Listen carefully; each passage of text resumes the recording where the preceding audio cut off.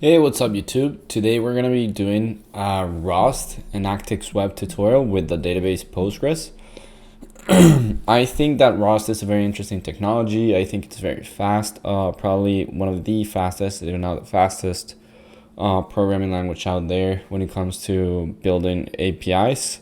It is said that it could be even faster than C++ when you account for safety in C++.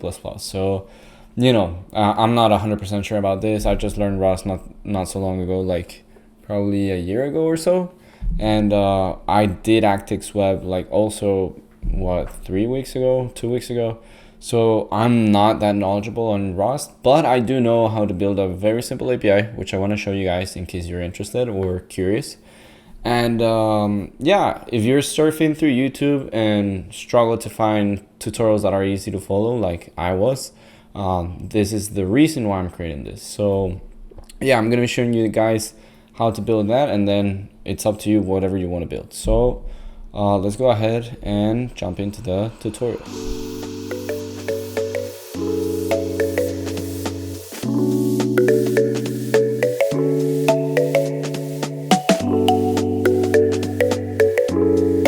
All right, so I'm going to be using a project, which is this one that you're seeing here. This is already built, so it'll ensure that I actually have something built and that you guys are not seeing me how to like debug on the way. So I have this here.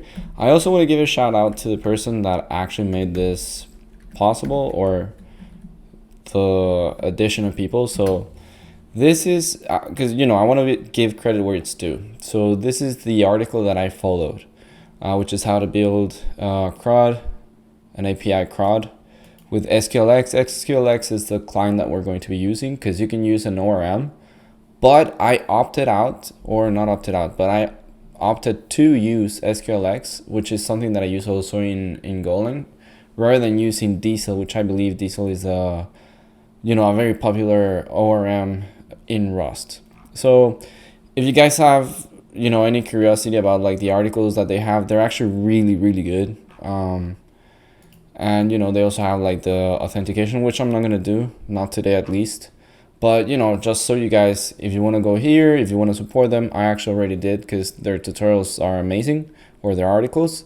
You don't have to, obviously, but it's there if you want. And yeah, let's hop into the tutorial. So I'm gonna close this, and let's start with the most essential stuff.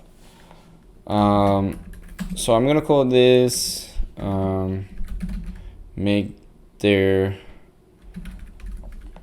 soccer meet YouTube. So soccer meet YouTube, and this is going to be kind of like a spin-off of the project that I did with React and TypeScript, because hopefully if you guys watch that, you guys are very familiar.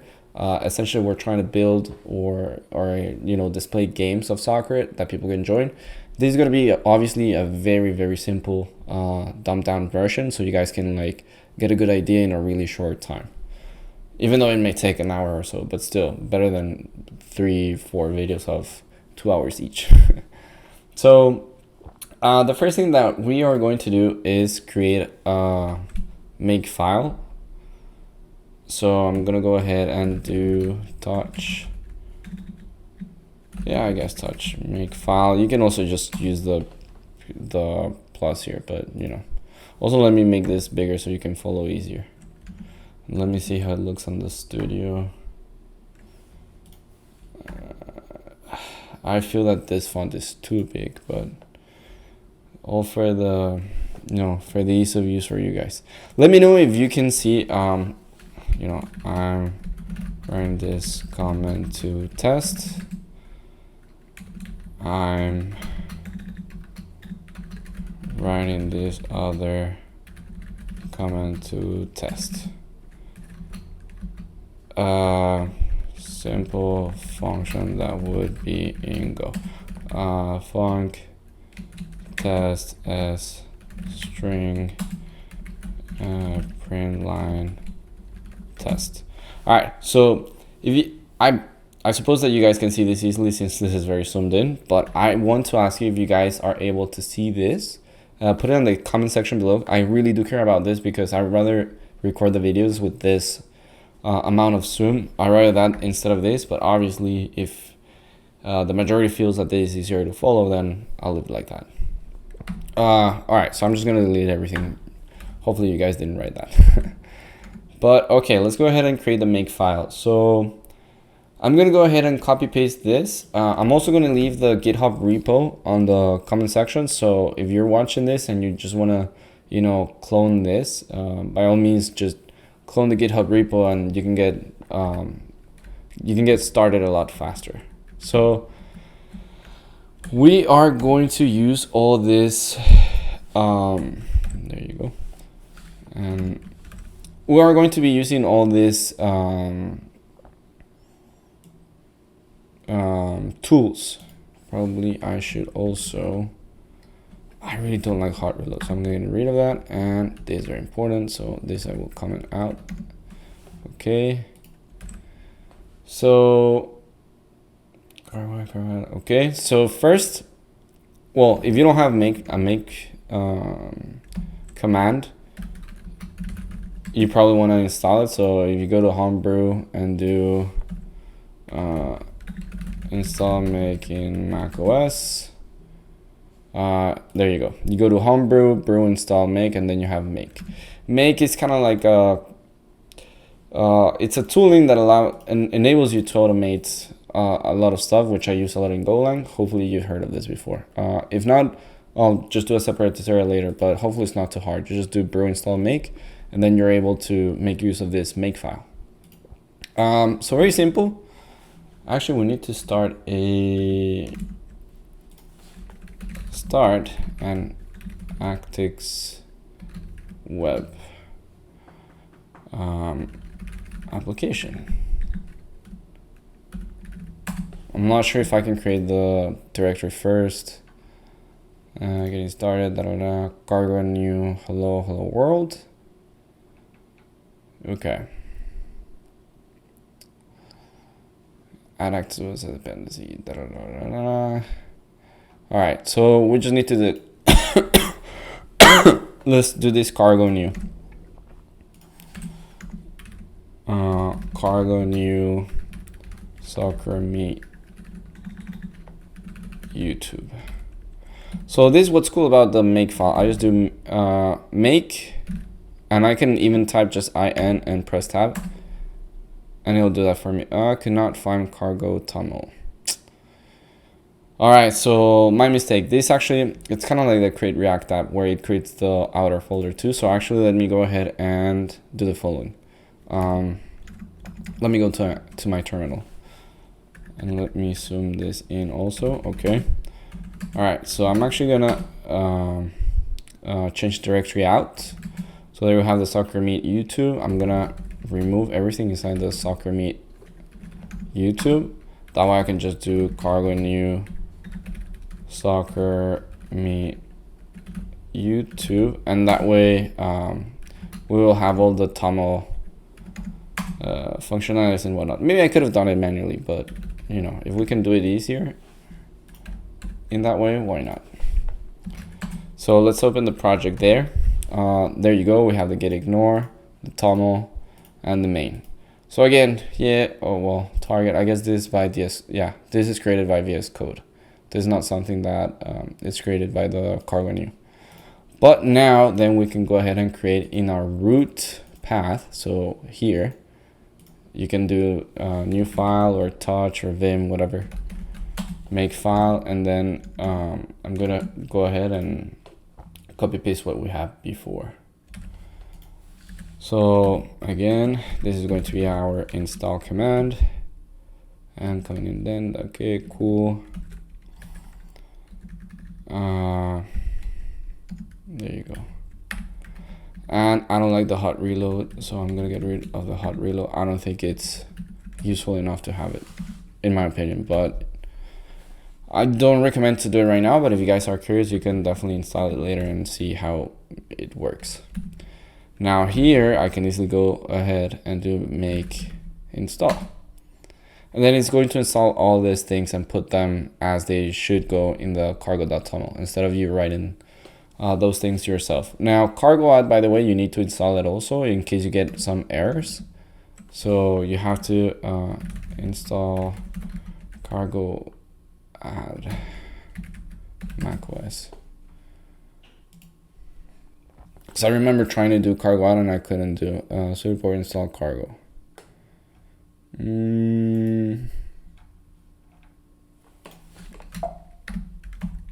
I cannot do cargo add because I remember that was like a thing.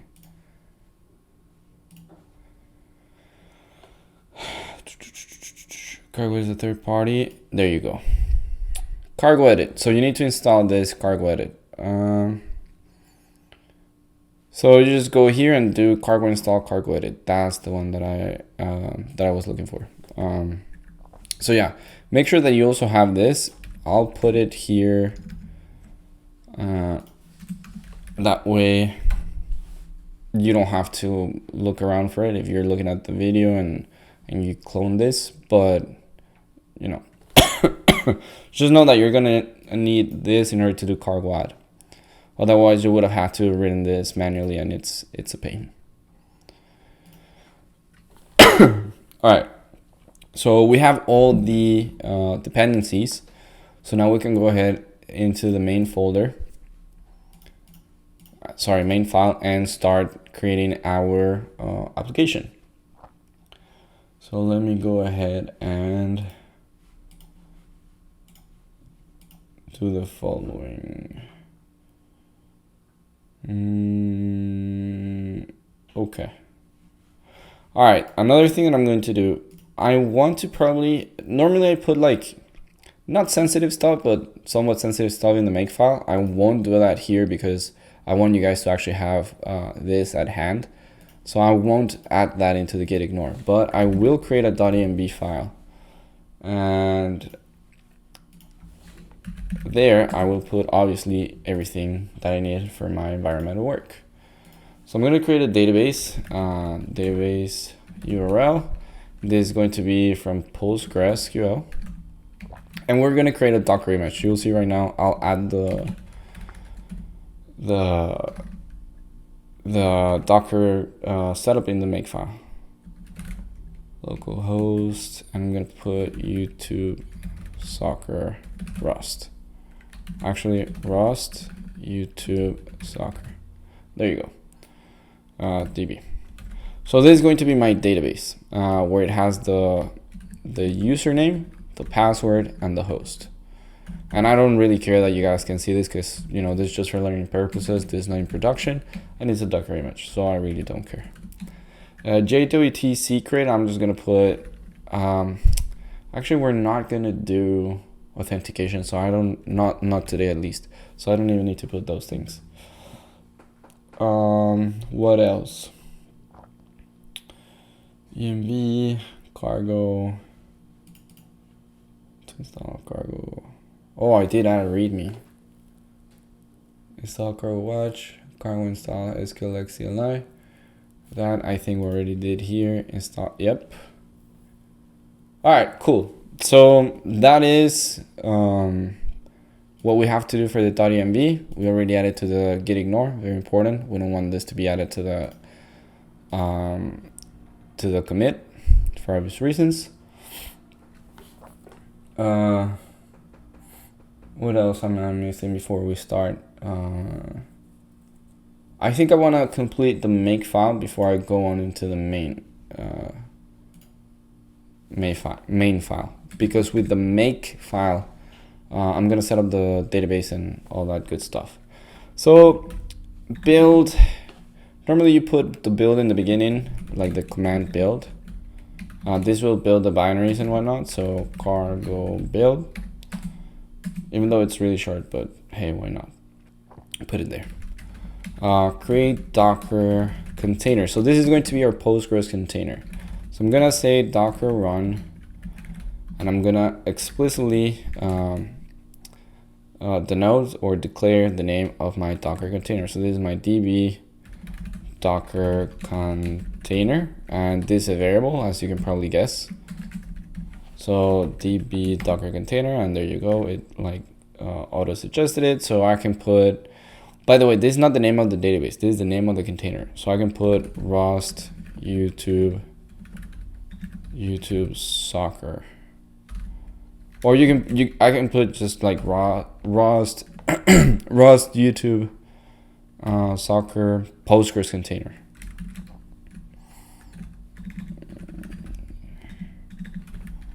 Or YouTube Postgres DB. Yeah, sorry for changing so much, but I'm trying to make this as explicit as possible.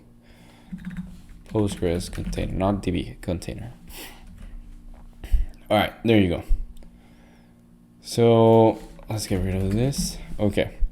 So now that we can complete this, I can say that we're going to create a container that's going to be using the port 5432, which is the default for Postgres. I'm going to declare that the Postgres user is going to be root, and the Postgres password is going to be secret. Obviously, if you use Docker containers to deploy this, you definitely want something more secure, but this is just for learning purposes, so I'll leave it as simple as possible. And we're going to be using the 12 Alpine image, which I'm pretty sure it's a Linux optimized image. Now, we are also going to create some commands. Actually, I'm going to go ahead and, before I move on to the migration. So first of all, we need to create our database in our container. So create Postgres DB, because we created the image that will have the program Postgres, but that doesn't mean that the database exists in that container. So we have to create the DB, and that's what this command will do. So we're going to be using SQLX. Jesus, sorry. Before we actually do use SQLX, we're going to go ahead and do Docker execute IT, and we're going to create the. First, we need to declare which container we're using, which I can just do db docker container. That way there's no errors. Create db. Username is equal to root. Owner is equal to root. And then this will be the name of the DB. So I can put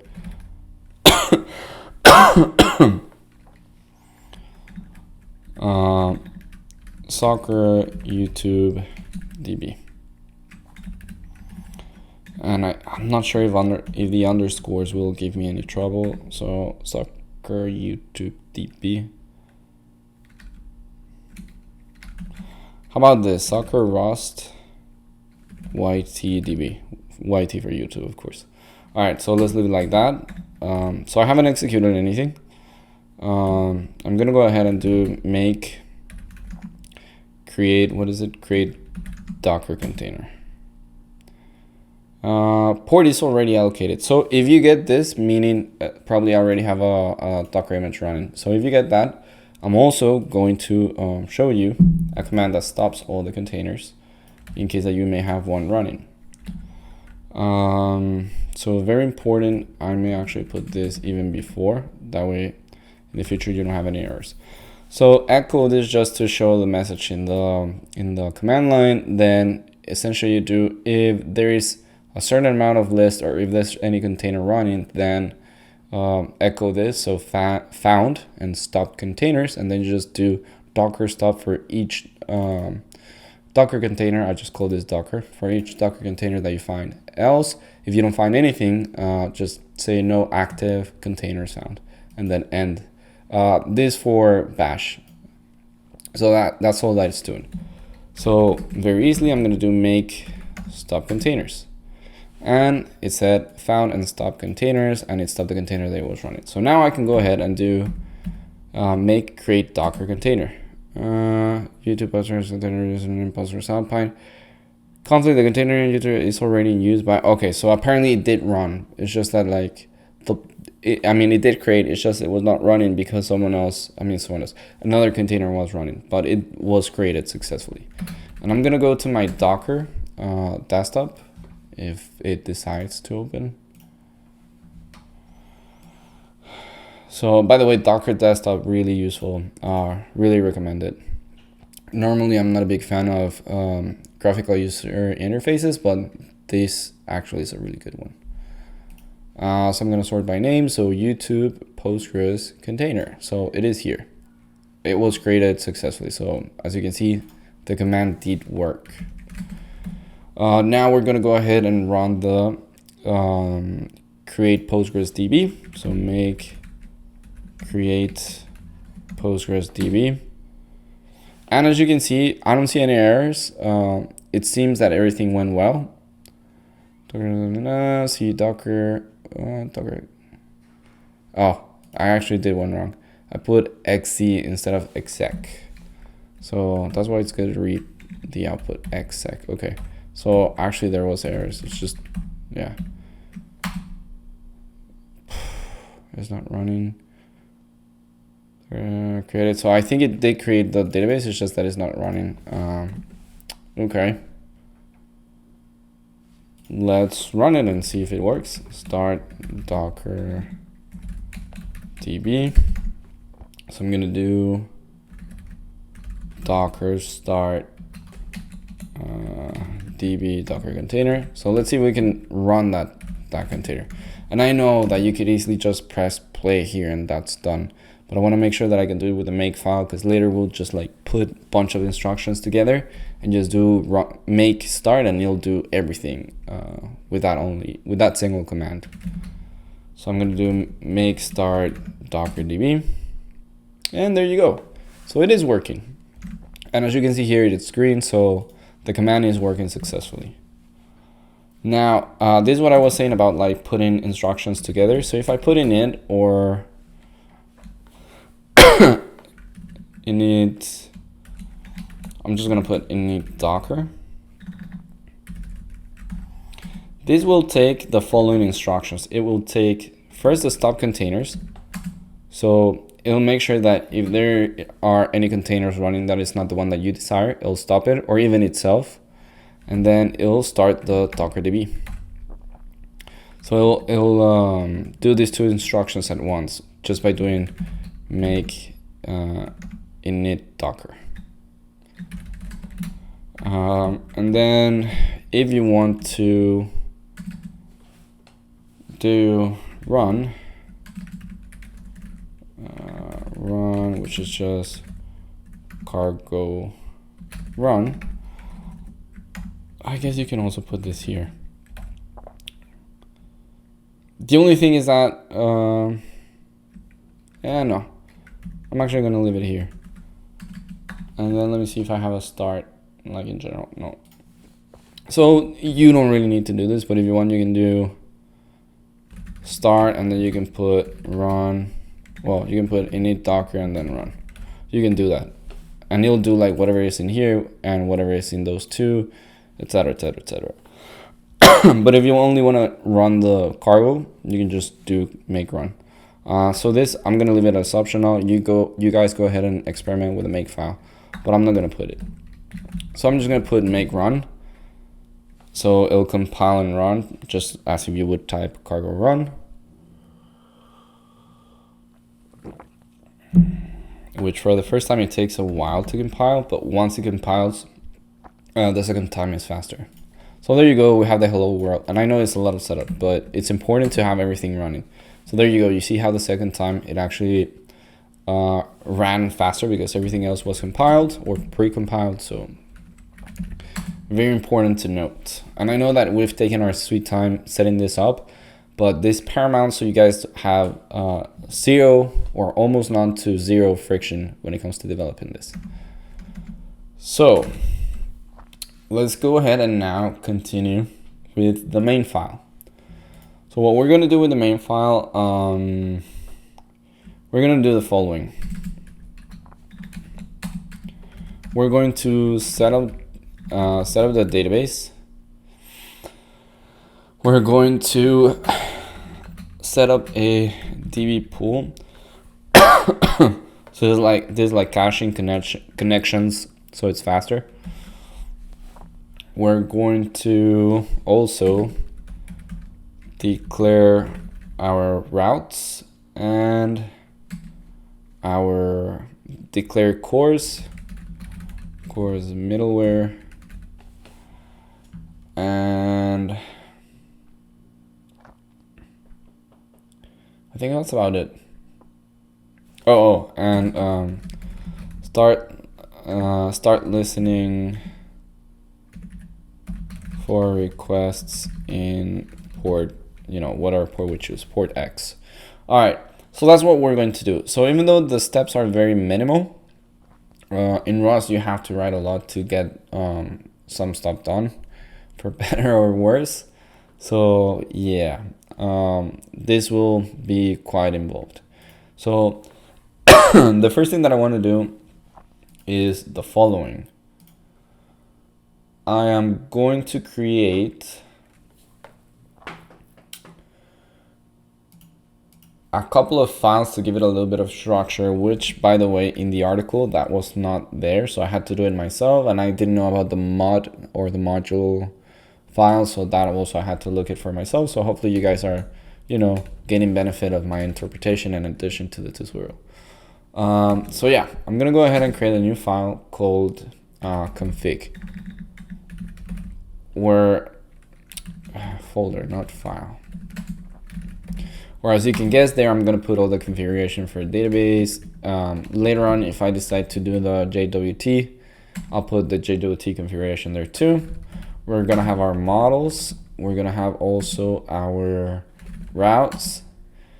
And 1, 2, 3. That's about it. So MVC, very simple. We're, the view, we're really not handling that here. Maybe there's a library that handles that with Rust in Actix-Web, but I'm not going to do that in this tutorial. So let's go ahead and create the models. So for the models, actually, I'm gonna have only one type of model, since we really don't need that any more models. I did say that I was gonna fill in the main file first, so let me see if there's anything that is crucial to put first.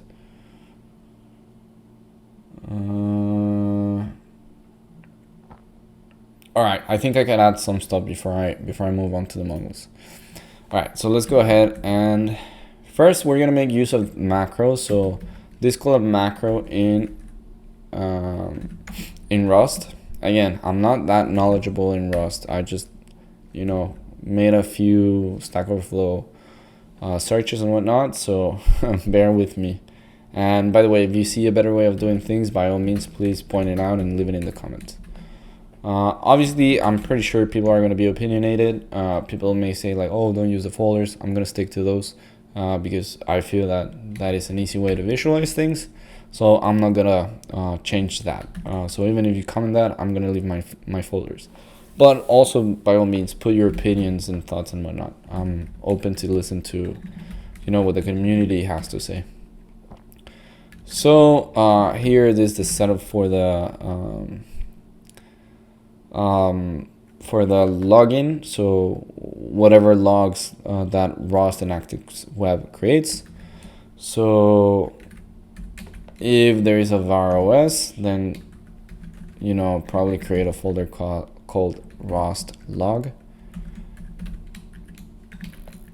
And I think if this is empty, then create it. If it's not empty, it means that it's already created, and don't do anything. Set var, or I guess this is a variable rather than a folder, Rust log Actix-Web info. So this is just for telemetry and whatnot. Let's see what the error is. The async word is missing from the function declaration. Yeah. There you go.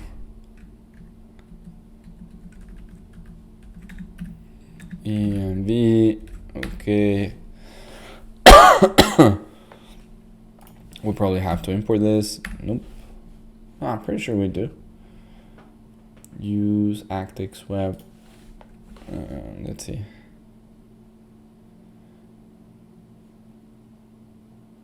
Actix-Web is probably where my... What's the error pointing? Make async main function as the Actix-Web system entry point. That's what I'm doing. Oh, am I missing the await probably? Yeah, I am missing the await. Don't worry, we'll get there. Don't worry about this. Okay. So that's for telemetry. Now the environment file. So I'm gonna put the environment making use of the .env. env logger. So it need the logger that we just set up, and these guys need semicolon. I kind of got used to Golang, and hence sometimes I let those things get by. The data URL, which I guess I could put type string, is gotten from the env file, where the name of the variable is database URL, and we expect that. So if there's an error, we say database URL must be set. So it's kind of, I guess it's kind of like an assert. Just so you guys remember, database URL. Ooh, database. There you go. We would have gotten an error there, but it's fine.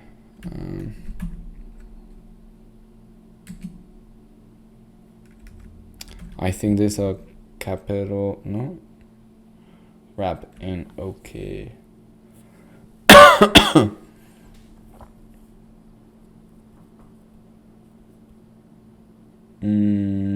All right, I'm sure this will get fixed.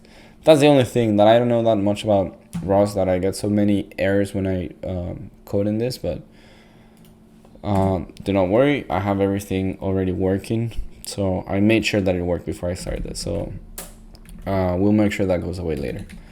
We're gonna create our pool from Postgres. That way we can make the connections more efficient. Match PG pool options. So we're gonna create that pool with our new keyword. We're gonna declare number of max connections. So we're gonna be pulling 10 connections. We're going to declare the connect. So this is, I always confuse referencing, dereferencing, but essentially we're referencing to the actual information that the data URL is holding. And that is a good topic that you guys should study, pointers and references. Referencing and dereferencing pointers in C.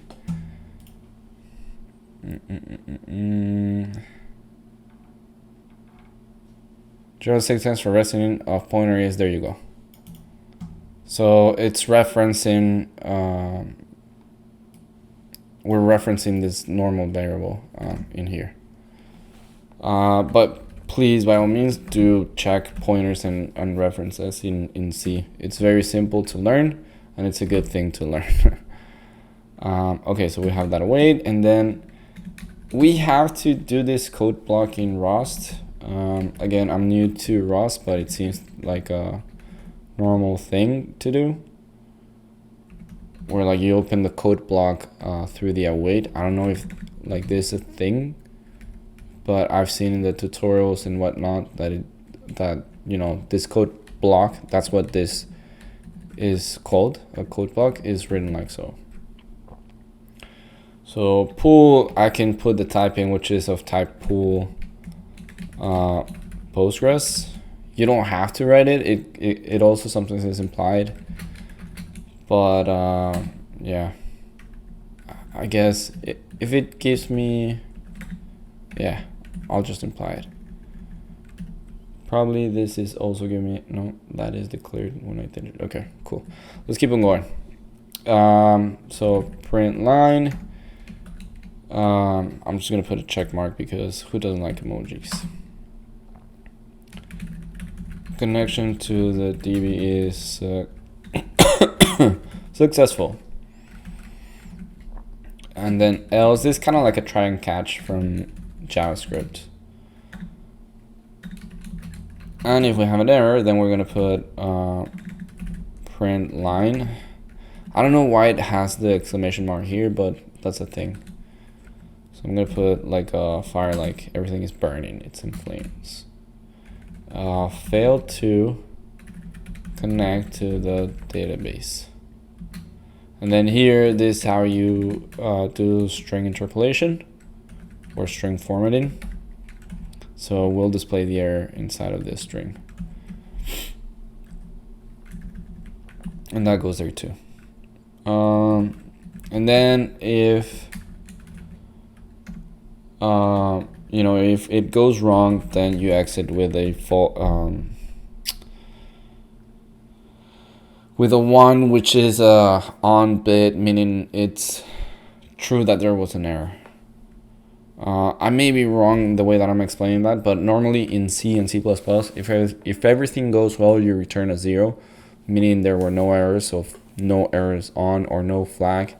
If you return a 1, that it means that it has an error. So just, I don't know, a little bit of context, I guess. Pool, import SQLX pool. Okay, that's good. Probably I have to import that too. What now?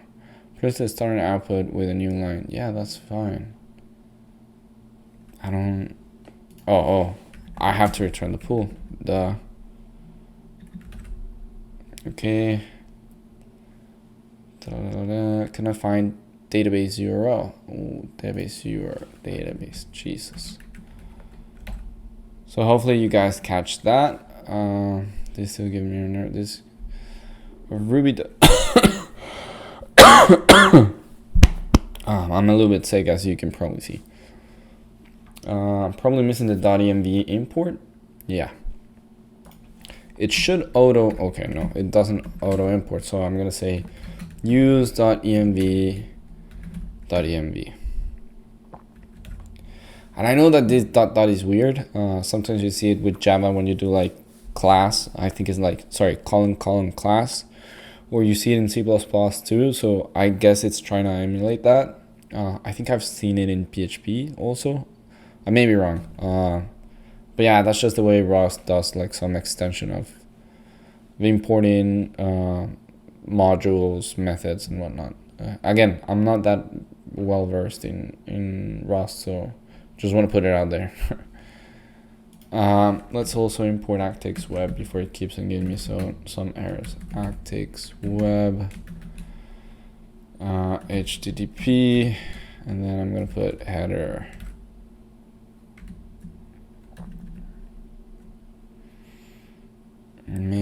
This shouldn't wrapping okay. No. All right, I'll figure it out. I'm probably missing like an ending statement here. Once I finish that, it'll probably go away. All right, so that was our database setup. As you can see, it's a little bit lengthy, but we're getting there. So we're gonna print. If we reach this line, we can say that our server started successfully. And people put a rocket, which I don't know if I mentioned this in the intro, probably not. But Rocket was a framework that was very popular, and it kind of like stopped being maintained for over 2 years. And apparently, well, from what I've read, it's not the maintainer's fault. It's just, you know, he didn't have the time. He didn't get any help.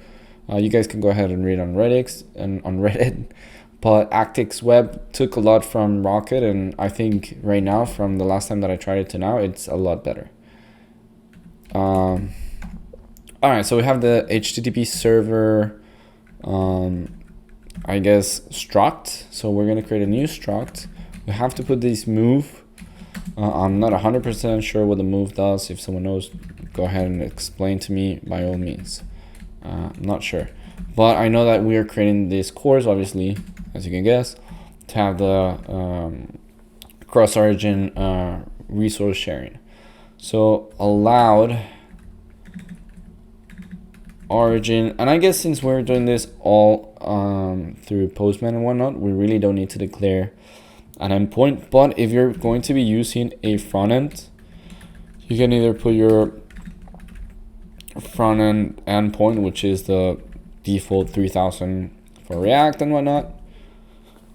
You can use it for 2000 for Angular. You can use, whatever port you're using, or whatever production endpoint you have. You can even put EMD here. Set your variable. What is it? Let front end point, and then do the equal std env var and whatever you wrote on the .env. But I'm not gonna do that because we're not even going to use that. But just know that you can do that. All right. So allowed origin, we have that. Allowed methods. So which methods are we going to allow? For this purpose, every method available, or at least the main ones. So get, post, put, options. Well, I think options already comes by default. Delete. Yeah, I don't think we need to add them. Vector, the exclamation mark goes after. Same, similar as a print. And then allowed headers.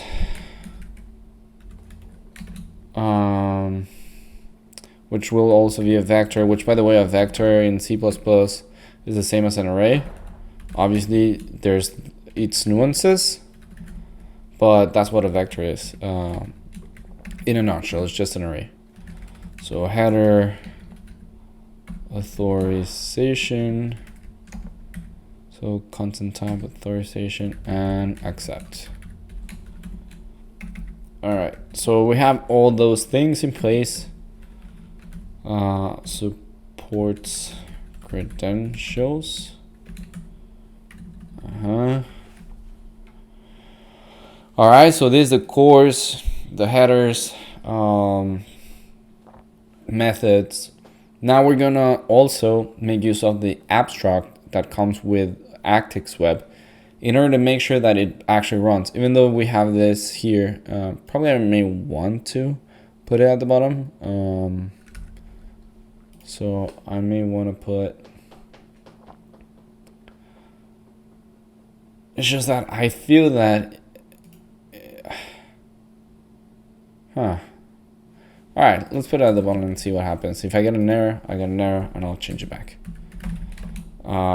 It's not too bad of experimentation right now. I don't want to do bind. I want to do, okay, so this goes inside of this HTTP server new. So inside of the HTTP server struct, we're also going to create a new abstract. And by the way, I'm using struct because in Golang you also use structs. Structs are very similar to classes, but you're not, you don't strictly have to use the object-oriented programming paradigm. So kind of like imagine structs are as classes where you can have attributes and methods, but you're not forced to follow a object-oriented programming paradigm just like C# or Java. And someone else could also probably have a better explanation. I'm just trying to give you a quick description. But if you're watching this, I may be wrong, but I'm guessing that you already knew most of that, or if not all. So I'm gonna create this abstract, passing the DB pool.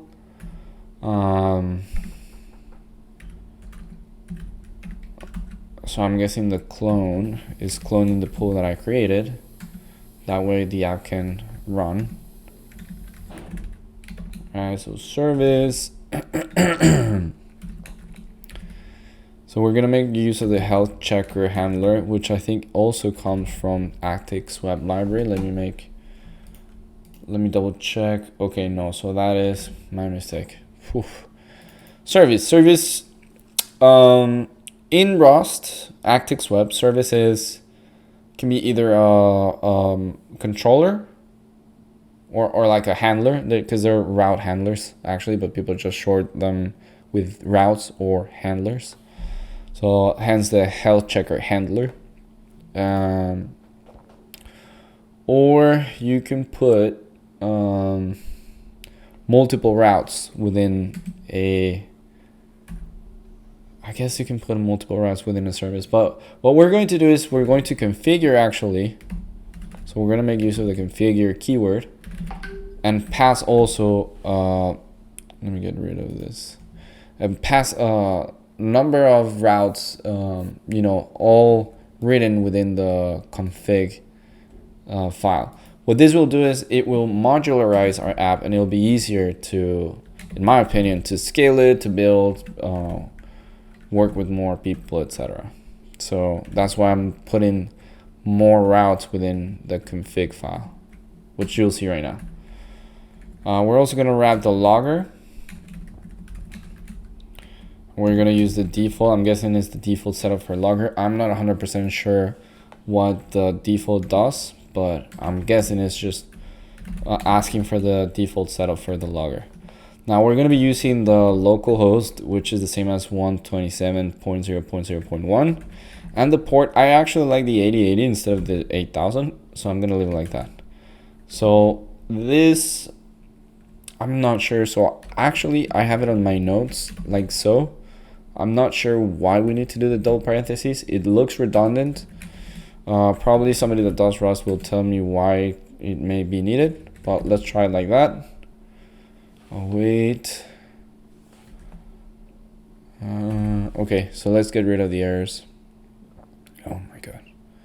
Actually, I'm gonna get rid of this health checker. Logger, import logger from Actix-Web. Good. App state. And this data, not date. I'll show with similar name exists.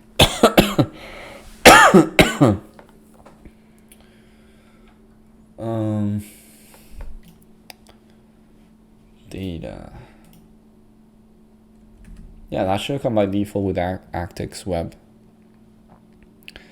Data, new, app state. Configure. I can get rid of this because we need, as it says, configuration. Maybe I need to, oh, there you go, that's why. Okay, so I imported that, and then app state, it's not working. And then probably this I do have to wrap it like, yeah. Which I'm not 100% sure why I would have to do that, but apparently it gets rid of that error. App state also, app state. Oh, app state, that's a struct that I need to create. So I'm going to create a public struct. So that's another thing. In Rust, you have to put the keyword pop in front of the struct declaring in order to make sure that this is a public one and not a private struct. So the app state, as it says, will have the state of the DB, which comes from the pool from Postgres. And I believe that should be it. So okay, we have no more errors there. Probably I'm missing the import Actix cores. Allow method. Allow methods. There you go. I'm still getting an error here, which is annoying. Bind. What is this? Let's see. Maybe if I get rid of this. Nope. Fn function main await. Oh.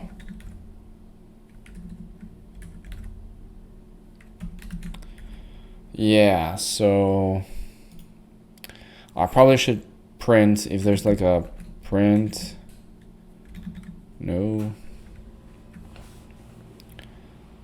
So I have it here. I'm not sure that probably if this doesn't run, since it's asynchronous, this will never be printed and it'll throw an error. That's my guess. You know, because we have the await keyword here. So I think if we get all the way to here, it means that our application is properly set up. So we don't have any more errors. I can get rid of this PG pool. DB, pretty sure we're using the DB database connect.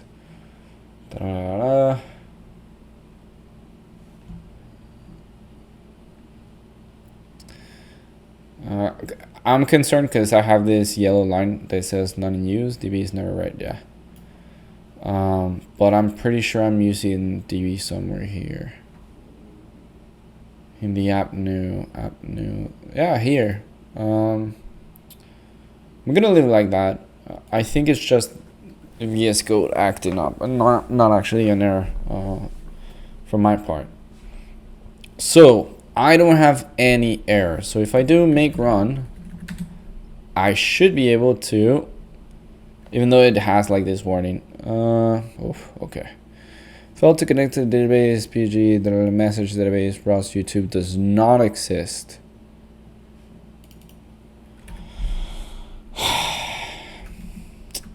Alright, so it means that here, inspect root secret.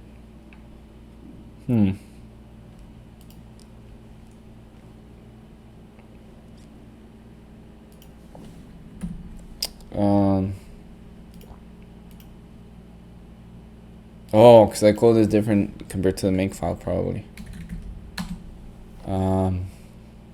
Create Postgres DB, probably I call this something different. Soccer Rust TDB, Rusty T. There you go. So that's the error. Alright, so I'm going to close this. I'm going to go ahead and type make run again. Soccer Rusty DB does not exist. Okay. Alright, so I'm going to go to my make file. I'm going to go ahead and type this create Postgres DB, which should be already created. And it doesn't matter if we type this command multiple times. If it's already created, then we should be fine. Alright, I guess we had an error. Let's type make run.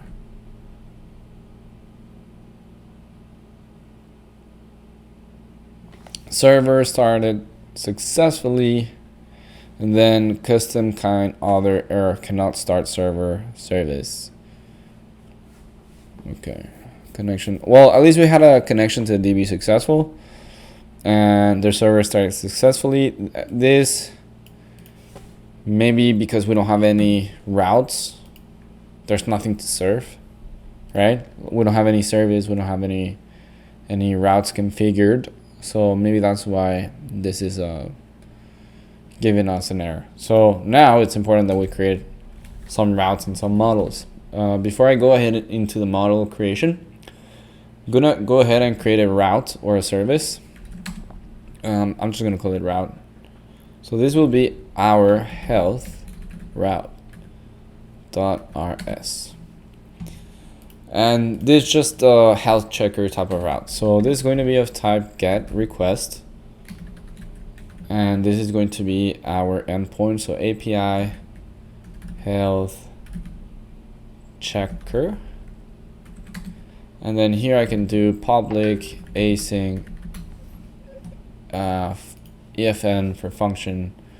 Let me get rid of the notifications from WhatsApp. That way you guys don't see.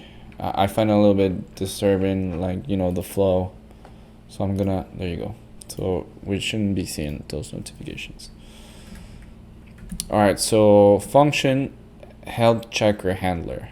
So health checker handler, which will implement the responder struct, I guess. I'm not 100% sure. But we'll create this variable, which will be constant, because this won't change. Build simple Crud, and then we will return an HTTP response. we will return an OK code, so 200, and we will return a JSON struct or JSON object, status success, so that is one key per value, and then message, that's the other key with the value message. Alright, so we have that. Now let's go back to the main and make sure that we can get that route. So this will be a service, so dot service, and this will be the health, what did I call it? Health checker handler. Health checker handler. Very important. As you can see, cannot find the value health checker. Now, something very important in Rust. Rust does not import files like other languages. Rust has no visibility of the file path of the system or the project. So you need to make Rust aware of which files are out there or what is the path. For that, you need modules. The modules are the ones that expose available files. So I'm going to create a new file here, and I'm going to create mod.rs. So this mod.rs is the file that will contain other files that we want to export. If we don't put our files that we want to export here, Actix-Web won't be aware, or even any Rust application, to my knowledge, won't be aware that you want to expose them as public files. So here I'm going to say this is a public module, and this is the name of the file. So this is my health route module. So I'm exposing this file so I can later extract the function health checker from the health route. And I may be having a typo there, but I think I do not. Huh.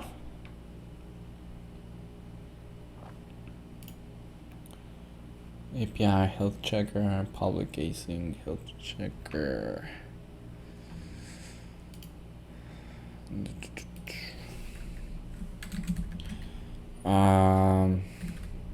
I'll make the import of Actix-Web, making use of the get, HTTP response, and the responder. And we're also missing the, it's called SERDE, which is serialization, deserialization for JSON, hence the SERDE. Well, I don't know how you pronounce it, but those libraries.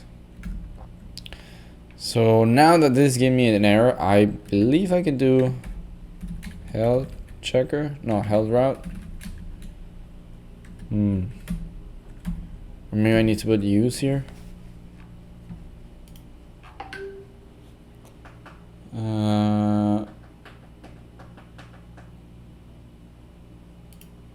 Yeah, okay. So I need to declare that we're using that module. So use this is my health sorry, I'm using within the routes folder my health route file, and I'm specifically using within that health route file the health checker handler. That way, rather than doing this like ... which by the way, if I omit this, what is that giving me an error? Use routes health route. Jesus Christ. Create or module routes. Use of undeclare. Do I have to declare routes? Probably.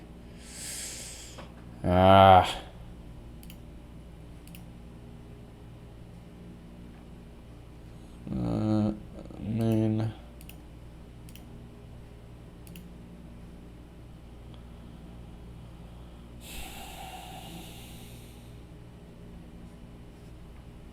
Oh, I think I have to put them here. Mod routes. Yeah, okay.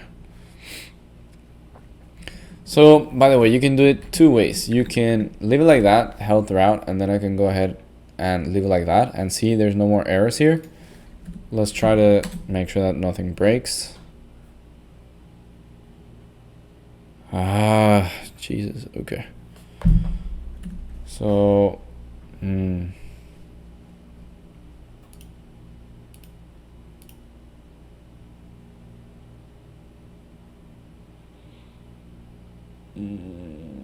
Actually, I'm gonna get rid of this config. I don't think I need the config.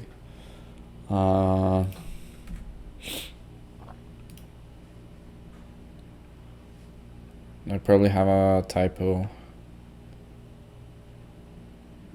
Start this. Okay, so we already done this, and as you can see, Rust is very involved, to say the least. Okay. So we have that there. That's fine. That's fine. STD process. So let's see if we get an error. Error custom kind. Connection is successful. So we get it here. Then we get this sprint.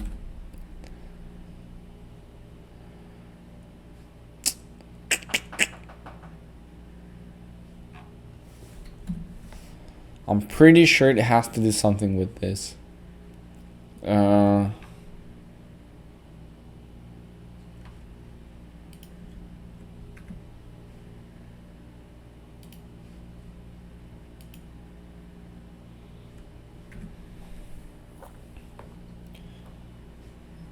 What is it saying? Let's see.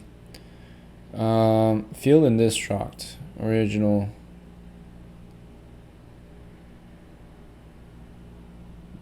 Then 5 original diagnostic. Okay.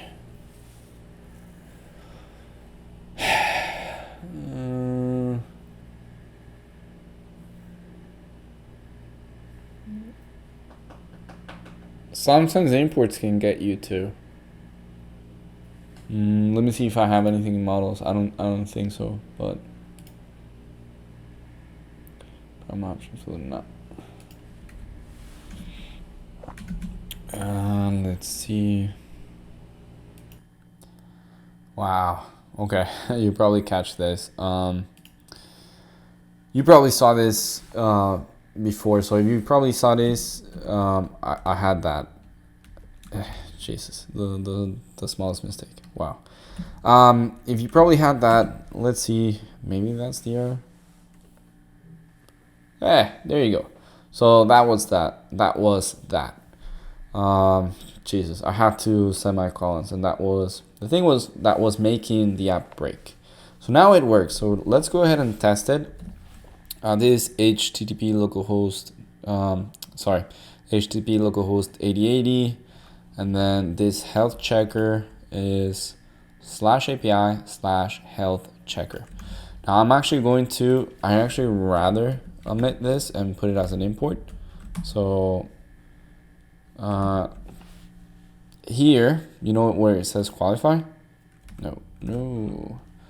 So where is it? Health checker, routes, health route. Now here I can put health checker handler.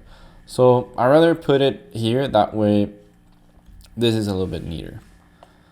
And what I'm going to do is I'm actually going to do the HTTP request through here. So I'm going to do curl x get HTTP localhost 8080 API health checker.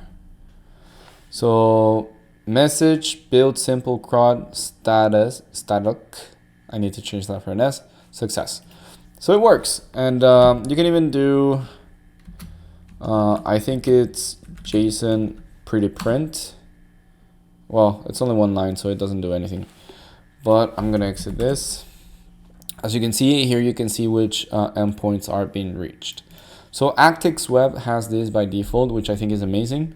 Which is what I like about Actix-Web, but by the same token, you know, we just like it's been what, an hour, and we just got this far. So those are the trade-offs. It's super fast. It's C++ fast. It's really well built, but at the same time, it takes a long time to develop, in my opinion. Which is why I'm gonna say this on this video that I like better developing in Golang.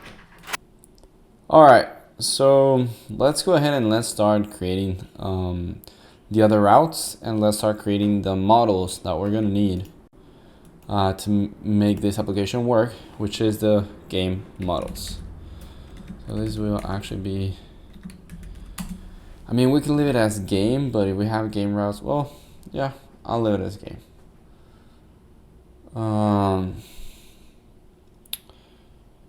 Actually, do I want to put game? Yeah, I'll do game. Why not? So, and this is also going to be somewhat involved, but let's go ahead and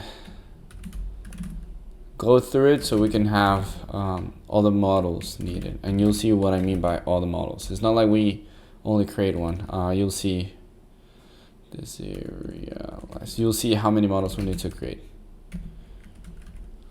Which essentially we kind of create a model per different methods. Not necessarily for every single method, but you know, for updating and whatnot. Which I guess is kind of like the DTOs, right? So you'll see. So we have the game model, and what I'm going to do is the following. I'm going to create a game model, not game mode, game model with a UUID, which, remember, this comes from SQLX. So I'm going to go to my cargo tunnel. Remember that SQLX has this UUID. It's very important that you have this, because if you don't have it, you're going to get an error. So, and it should look exactly like this, but obviously all that you know, variation should be none if you have exactly this. If you know, typed make install, you should have exactly the same as I do. Okay, so that said, we're gonna have an ID attribute. We're also gonna have a name. Name of the game. Name. Let's put name of the field as like in which field. I guess field name, which is of type string. Sorry. Pub address, in which address is the game, and I don't want to complicate it too much. I can put day and it'll be an address, but just so I don't.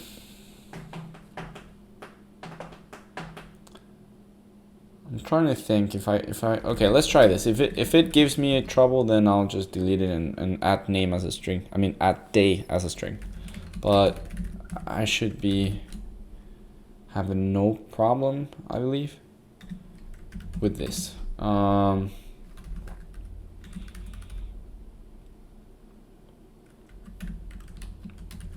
So actually I'm gonna leave it like that. So day, it will be an optional.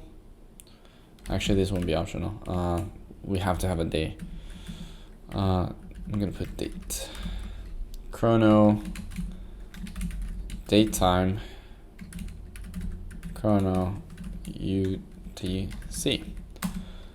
So we're gonna have that by default, and I don't need this. Okay.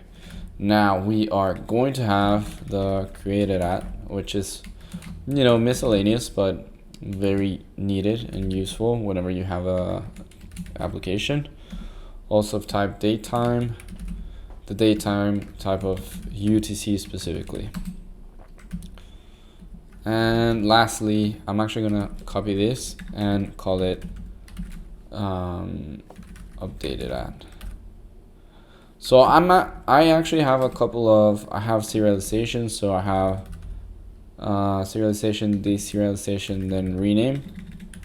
I'm not 100% sure, other than like different naming, what does this do, but I'm gonna write it without. If I see that we have trouble without it, then I'll implement it, but I'm gonna leave it without, because I'd rather just have it as a underscore type of attribute. Then I'm gonna have derive, serialize, deserialize, debug, obstruct, create field schema, create game,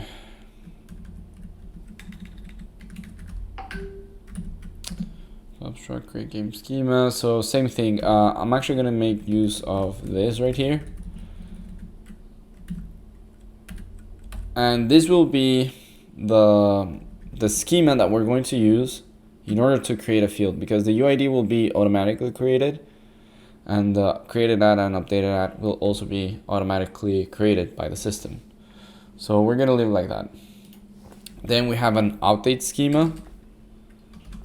So derive, serialize, deserialize, debug, because we want to debug. It'll be public, so pub struct update game schema, and we are going to update, you know, if we want, same things, the field name, the address, and the date. Now there is a way to paginate. Actually, let me see if I have the pagination implemented. Otherwise, if I don't have it here, there's no even message response that I don't think I have pagination. If you follow the article that I showed, you should see the pagination working, but I did not use it in my example. But you know, it's actually really easy to implement if you follow the article. I'm just gonna stop here to make it, you know, very straight to the point. So that is my model. I'm also going to create a mod.rs, and I'm going to expose this module so it can be used in other files. So I'm going to say pub mod, and this is going to be the game mod. And that should be fine, because we should extend, like, if we go to the main or the routes or whatever, we're probably going to do models and games, so it's like very explicit that it's a game model. When you can do the same with the route, by the way, just showing different ways of doing this. Okay, file not included in the module tree.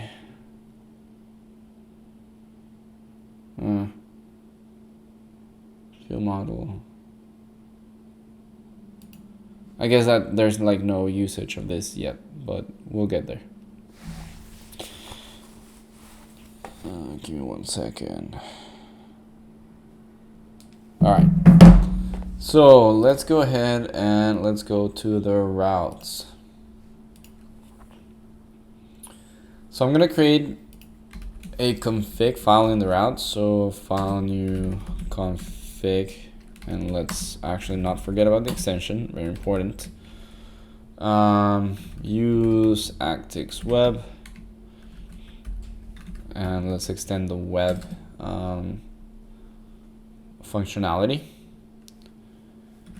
Use super.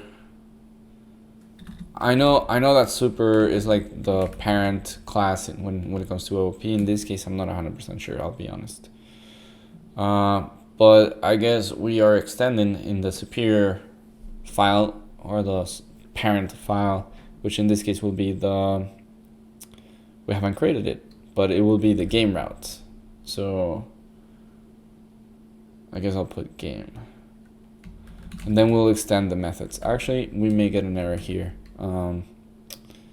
We may be better off creating the whole route functionality and, you know, controllers and whatnot, and then later on we come back to the config. So I'm gonna create a new file, and I'm gonna call it game.rs, because that's the game handler, or the game route handler. So we're gonna do the following. We're gonna start with the get. So this will be a get request where I'm gonna get all the games. This is going to be public asynchronous. The function is gonna be called get games. We're gonna need a data parameter. meaning we need to get the state, or from which database are we getting this. So hence the data app state. This will implement the responder functionality, and we're going to create a query which will be very simple actually. So query result equals SQLX. So for the first time we're going to be using SQLX. Query as, I'm going to be using the game model. I'm going to say select everything from games. I know that we haven't created the tables. Don't worry, I'm fully aware. We'll get that in a bit. And I'm going to say fetch all. So give me all the data. This is probably where you can use pagination, using skip, limit, and whatnot from SQL, but we're not using that right now because I want to make it as simple as possible. But again, you can refer to the article and it actually shows you how to implement it. So what are we going to say? If the query result has an error, then we want to handle that error. So, your default error handling. So we're going to create a string that says something bad happened while fetching the games. And we are referencing.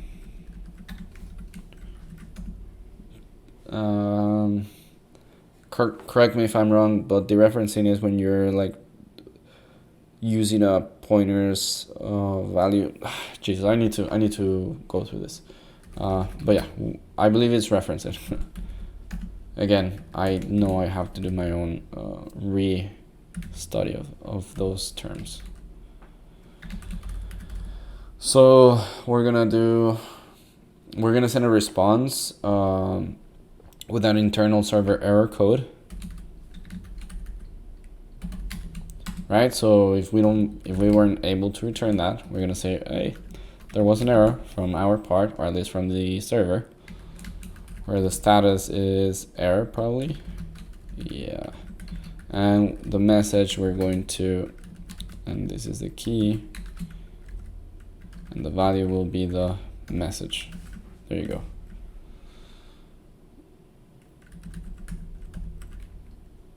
There you go. Now that's our error handling. Then if there's no error, then we can continue and get the fields for the query result, and we will unwrap it. So now we can do let JSON response equals serialize the serialized JSON. We use the JSON with the exclamation mark. Status success results fields dot len. Right, it essentially will first of all tell us the status.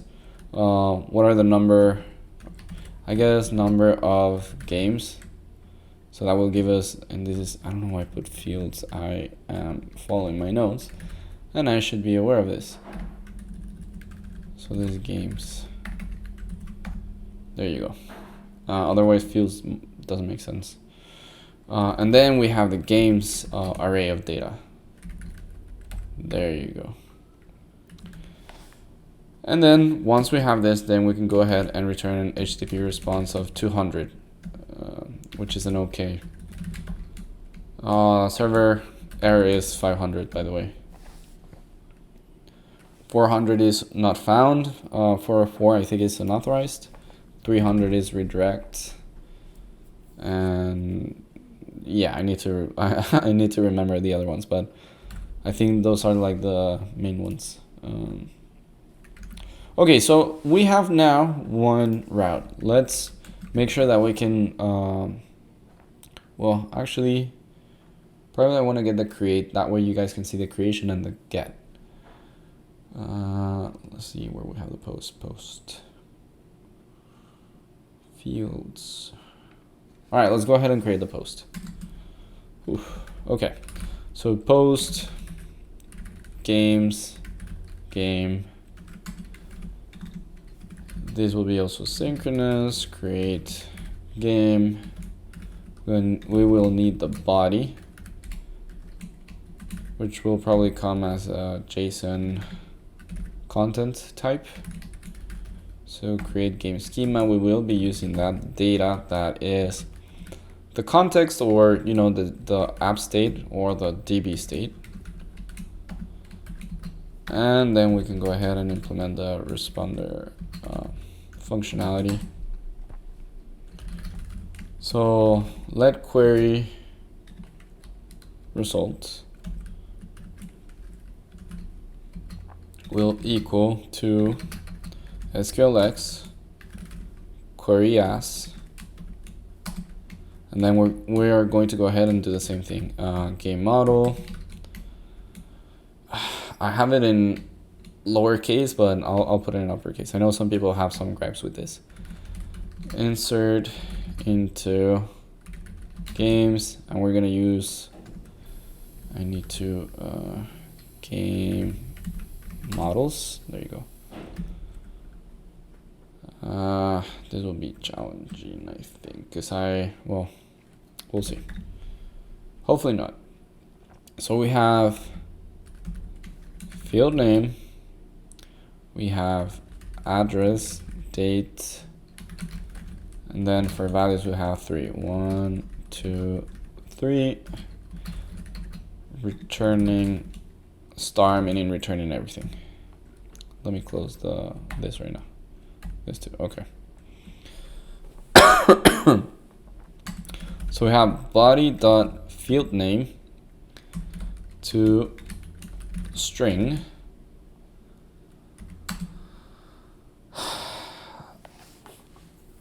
Let me see how I handled the. I mean, I believe the date is already a string, but I may have to do body dot address to string, body dot date to string. Okay, I guess. Yeah, it's not a string, it's specifically a dot date.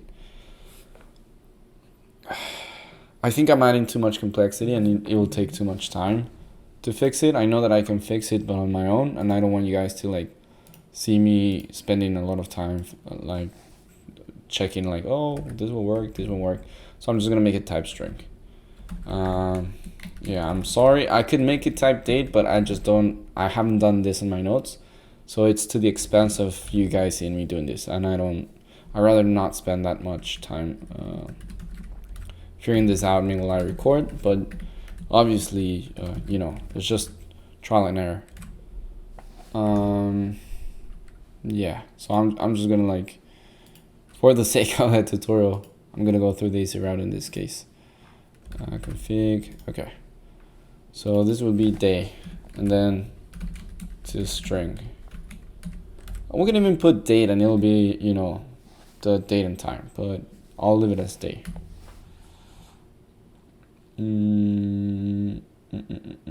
Okay. So now, once we create it, we're gonna fetch one, because we want to return that, right? So data.db dot await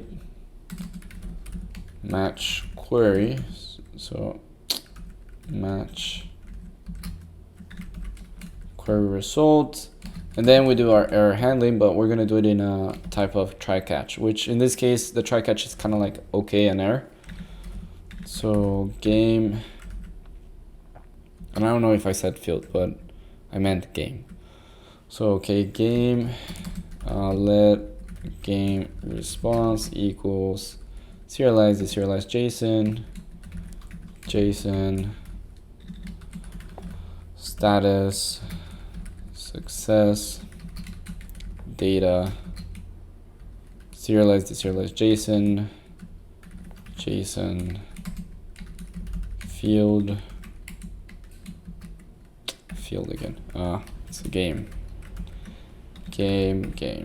Okay, and then we return, if everything goes okay. So HTTP response, okay. Then we return it as a JSON content type. So this will be our game response. but we can have an error, so we'll put the error here. So this is kind of like our catch. And we'll do if e, which is the error that we declared in our catch, to string contains duplicate key value. So this is just you know, error handling for duplicates. Validates unique constraint. So if any key whatsoever is duplicated, we'll return that. You know, that is meant to be unique. HTTP, which the date has to be. I cannot make it unique. Yeah, because you can have the same date, and you can have the same field name. Obviously, the aggregate of those two, you could not have. But I think we won't ever fall into this clause in this specific case. But you know, if you're creating unique categories, then this will go in effect. Just so you guys have an idea on when is it that you can see that error handling working. So whenever you're like trying to mitigate for like unique categories or unique, you know, you cannot have two fields that have the exact same name, right? Or maybe you can. It's very weird, but you know, you cannot have the same address for two different fields, right? So that's what I'm trying to get at. Status fail. Then we have the message. Game with. See, that's the thing. You can have a field name repeated, so I'm just gonna put duplicate key, which again, we're not going to fall into this clause in this case, and we're not gonna make the name of the field unique or the date. Maybe the address. No, I can't, because the address will be also the same. If you have a game in a different day, it will be on the same address. So no, yeah, we could potentially eliminate this, but just be aware that you can use this for naming other stuff. Internal server error, and then JSON, serialize, deserialize JSON, and this would be our server error handling. Message. So we're gonna do some string formatting.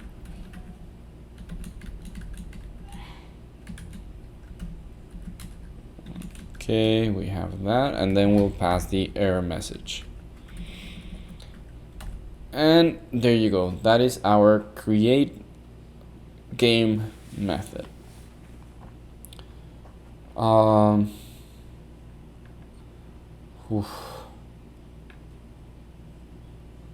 Let's see, how long has this been?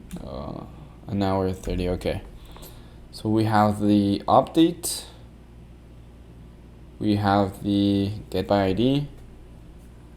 Do I have a delete? Yeah, delete is actually really easy.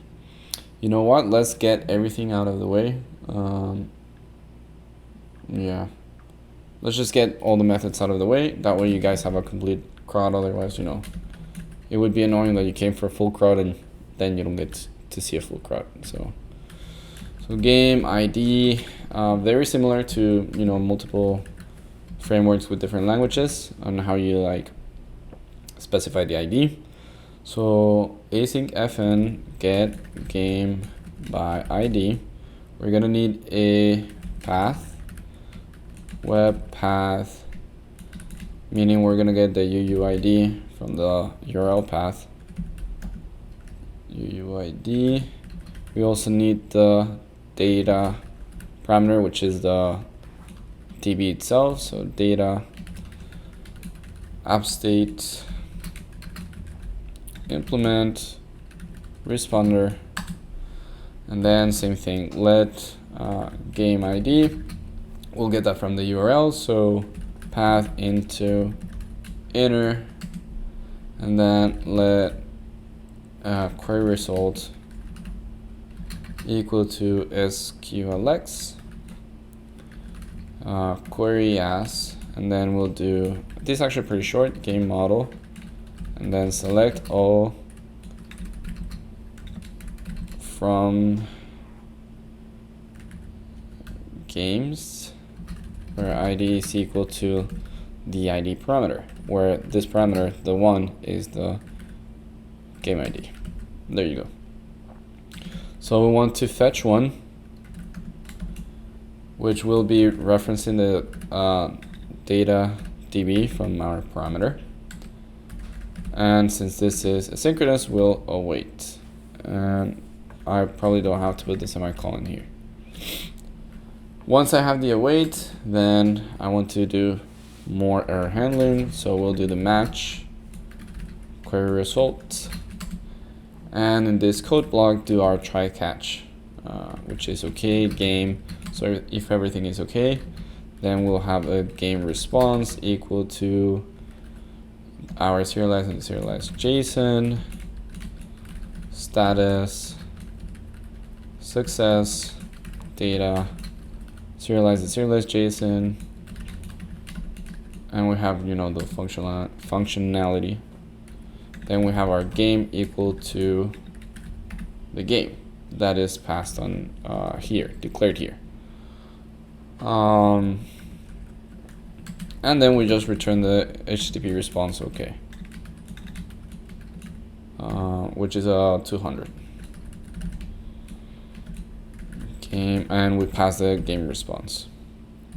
Otherwise, in our catch, and I'm gonna put here an underscore, because if we don't find it, you know, we know exactly why we couldn't get it.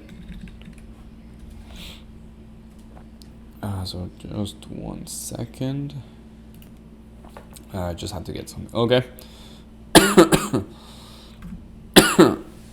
So we were in the get game by ID. So we're gonna create a message in the case that we have an error. So format note with ID not found, and we'll pass the game ID.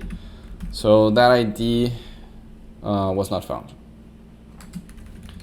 Then we'll return an HTTP response with a, I think it's a 404 or 401. I always get confused.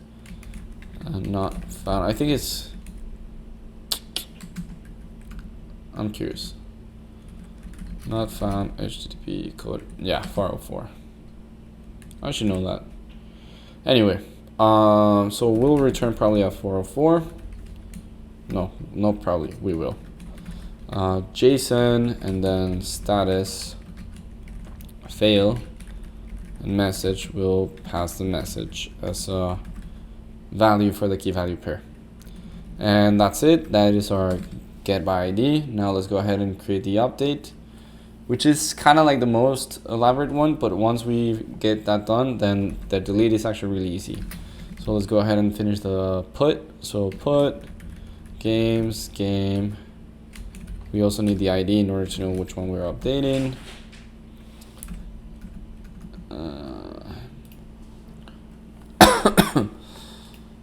Alright, so let's go ahead and continue the put request. So this async update game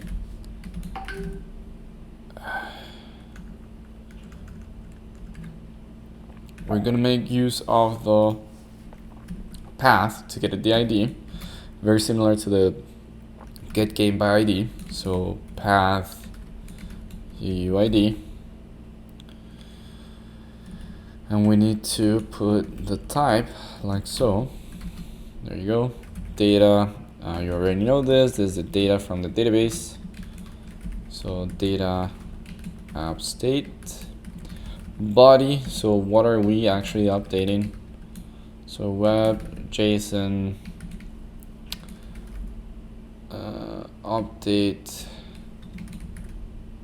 game schema. I could have sworn I had this. Oh, okay, yeah. So it is renamed. Okay, cool. Implement responder, and then let game ID, same thing, equal to path into inner. Then we have the same, let query result equals to SQLX query as, and then this is also very easy, game model. So no,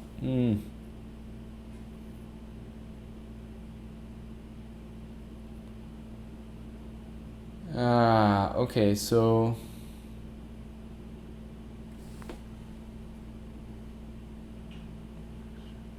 there's much query result there. Okay, so I see what is going on.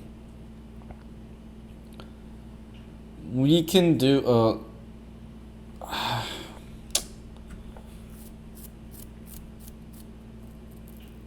we could probably create a function that just like does the get by ID, and then we can use it both on the get game by ID and update game. Because essentially what we're doing in the update is we're trying to first see if that game actually exists. If it doesn't exist, then it'll return an error. So that's a little bit annoying because I don't want to type as much, but I guess it makes sense. So I'll write this first. So make sure game exists before updating. You guys can go ahead and extract the functionality you want from games where ID is equal to 1. This is game ID. Then I'm gonna do fetch 1 data.db .await, and I know it's a lot of typing just to make sure that a game is. We could like if you're updating a game, it's because you already got it on the front end or something. So honestly, I feel that this is redundant. I'm gonna write it anyway myself. I don't see the value in doing this, to be honest.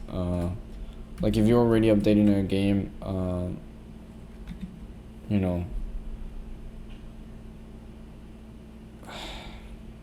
I guess you can. I don't know if this is like, for example, when you have an error of ID and you pass like the wrong ID, maybe that's error handling. But by the same token, I believe that we have a server error handling too. So, if you want to implement it, it's exactly the same as this, where you create a query result, and then we don't even have that handling, but you create an if query is error, and then create a message not found, return HTTP response not found. I probably have a not found somewhere here. Here, not found. So something of the sort, but I honestly think it's redundant, because if you're trying to update something, it means that you already know that there's something out there to be updated. So I'm not gonna do it, but by all means, if you think it's paramount, then do let me know and I'll add it on the GitHub repo. Let game equals query result unwrap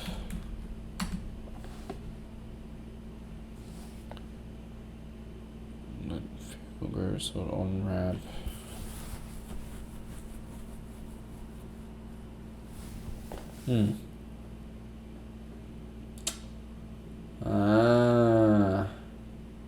no, I cannot get away with it, which is annoying.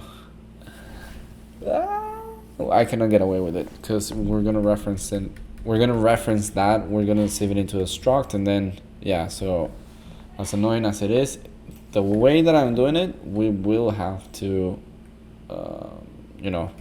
make the search, make sure that it's found. Then we're gonna save that, game that we got into a struct, and then manipulate that struct, then save that struct into the database. So yeah, it's annoying, but at least the way I have it, which I know it works, we're gonna have to do it that way. So not found, and then we do game ID. So message, I already write message, sorry. Return HTTP response, not found, then JSON, 30 JSON, status, fail, message, and then we pass whatever error message we have there. So that's to make sure that we have it, and also we can assign the query result into a struct. So first of all, we're gonna say now. That now will be the field of updated at, because we're gonna update the updated at attribute. Then we're also going to assign the game to the query result. So query result unwrap. And then we're gonna go ahead and create another query to update the game. So query result, so you can reassign like so. Yeah, I was also not aware when I started doing Actix-Web, but yeah, you can reassign using let, which is strange in Rust, but you can do it. Game model, same thing. Update games set. What is it again? Game models. So set field name equals to 1, address equals to 2, and day equals to 3. Where ID, let's close the second window, where ID is equal to number 4, returning everything. So then this is what we're going to do. So the body dot field name, right, to owned, so that belongs to the unwrap or game dot field name. So we're going to replace that.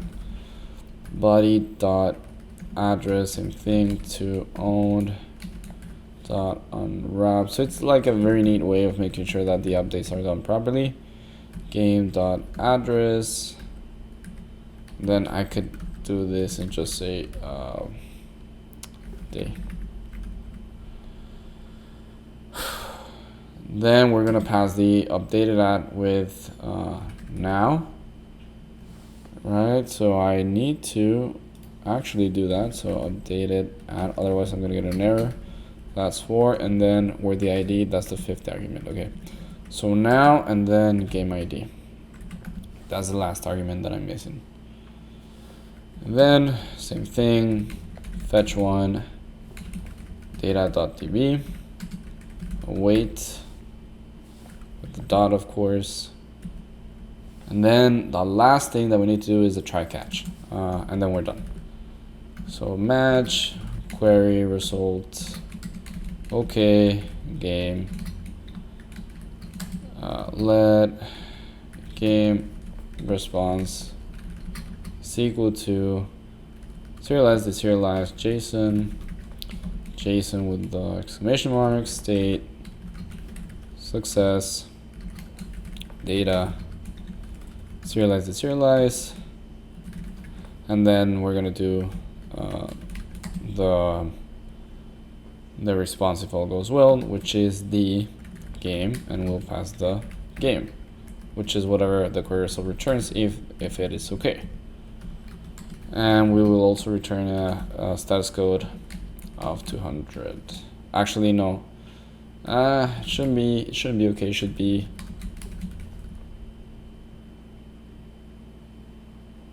I think it's at 202 for updated. Status response updated. Okay, I don't know. Update request maybe.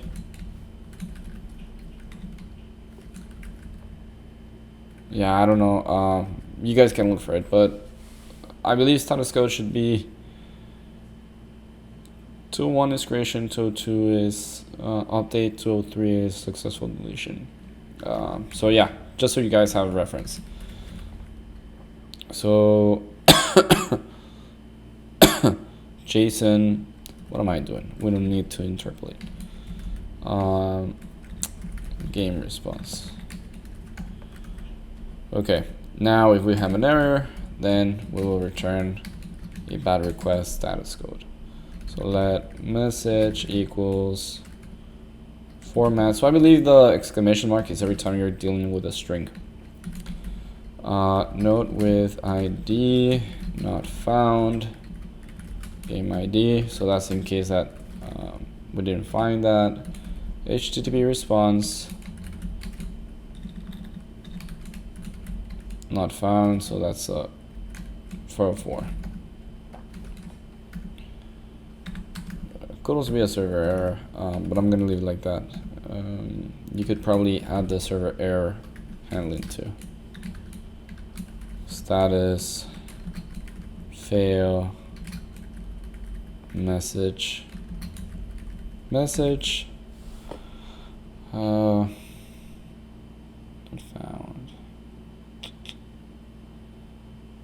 JSON message. Yeah, I don't know if there's not a way that you can get server error, which is hence why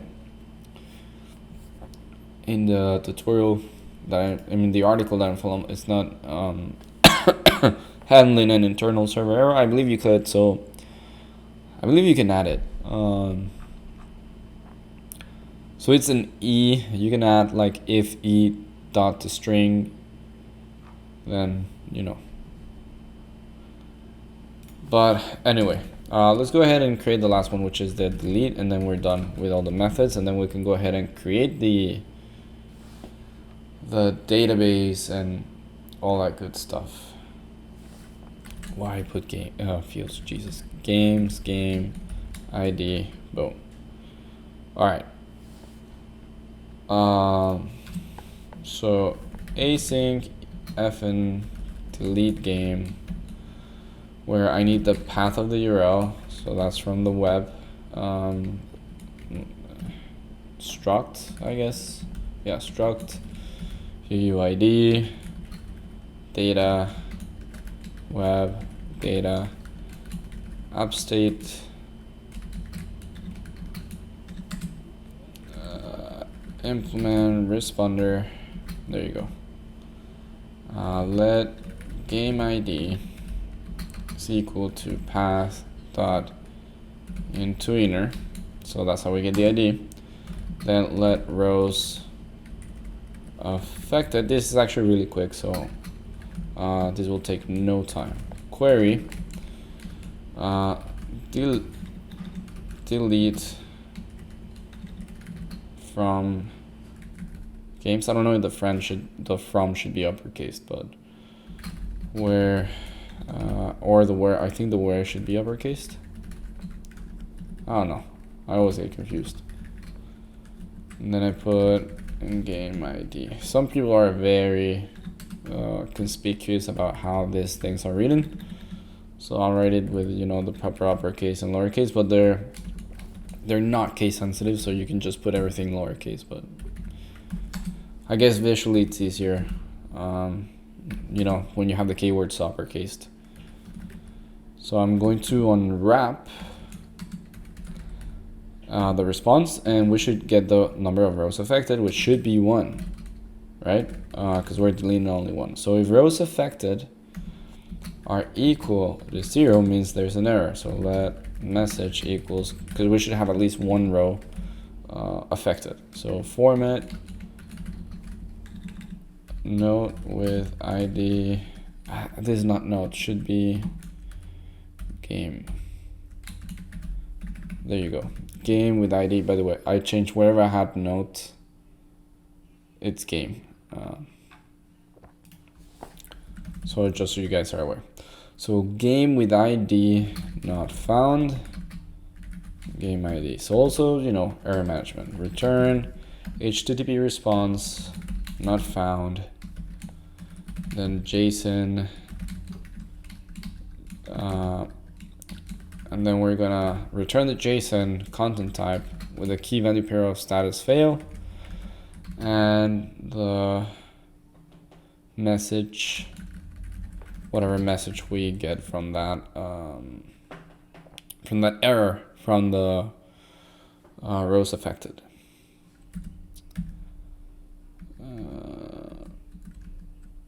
Or actually, we will return this message. What am I saying? Yeah, we don't get any error. We're actually declaring this message here, and we're passing it here. Sorry for my brain fart. This is actually what we are returning. If nothing goes wrong, then we'll return no content, right? Because we literally deleted something, and we finish with the request. And that should be it. All right, so we have everything in place. Now there's very little left to do, which what we're going to do is go into the config. Now we can make use of this and do the following. We're going to do pub fn config. So this is our routes configurator or configuration, up to you how you want to call it. Mute, I believe, is mutable or mutex. I'm not that well versed in Rust, but by all means do tell me what that means. I mean, I could Google it, but I just want to get done with this. Actually, so you guys don't complain. What is mute in Rust? In Rust we have a concept of mute modifier, mutable variable. It is a variable used for binding values that are variable names. Mute variables in Rust has specific use cases used in instances where it needs to bind values into variables. Okay, there you go. So mutable variable. And I guess there's mutex, which are different, because I heard of those, but you know, haven't been coded in Rust for that long in order to know. But anyway, so the scope of this, what scope does is that it can append to all of those routes API. Now, what I could also append is the following. If you go to the game, you see games. You also see, you know, games. So I can get rid of the game keyword. So I can go ahead and do the following.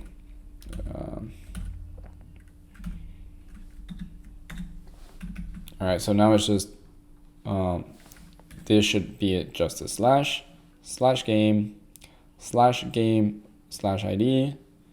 I forgot to do this one. /game/ID/game/ID. Perfect. So now here I can do API games. You don't have to do it exactly like that. You can leave it with a game/game, whatever you want. It really is up to you. Yeah, I'll just leave it like that, but you can just leave it as API and append the games, whatever you prefer. So this will be a service handler, right? Where we have the get games. Then we have another service where we have the get game by ID. Then we have another service, which is the create game. This has to have a dot. Then we have a service that is the update game. Obviously you need the ID. Then the last service, which is the delete game. And those are all our services for the game routes. So configure service, then we'll pass the scope. So in what scope are we talking about these routes? So use Actix-Web. I don't know why this gave me an error, because we are using this, but oh well. So I use super game, and we will be using the, I don't know why this was not giving me an error, but it should have said something, right? Because where are we getting the games from? So get games, the game by ID, create game, update game, and delete game. Delete game. Why is this game in there? File non-included module tree Actix-Web.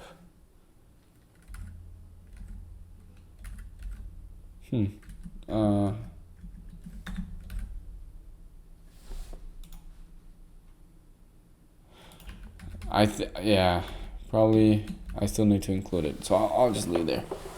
They're just saying that the config is not included in the mod, as you can see. So we'll add that in the mod right now. So let's go ahead and put public module config, and then we can use it on the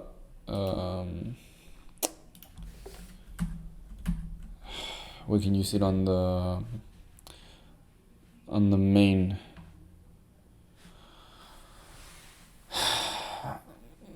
unresolved import super game. Could not find game in super.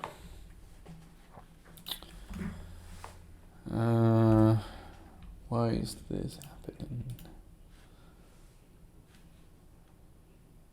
Use super.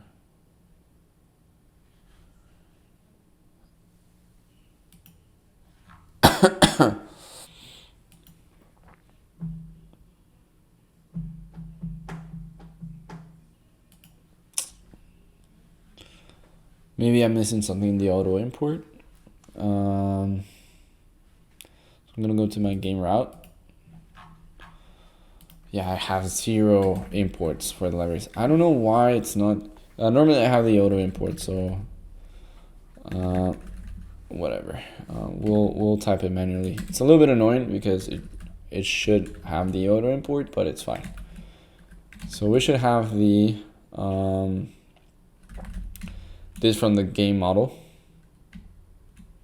So in models, I'm using the game model. Then I'm using the game model struct that we created. Create game schema, update game schema, and that's about it. And we also need the use of app state.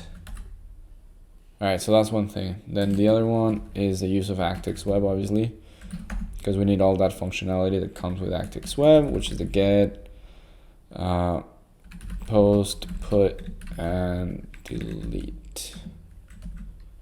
Also web, HTTP response, responder, and delete. I'm gonna leave a note to do. Check if I can delete these imports if also used somewhere else. All right, I just want to check that.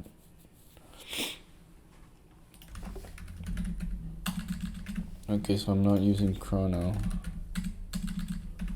Okay, whatever. Why is this giving me an error? Cannot find game in super.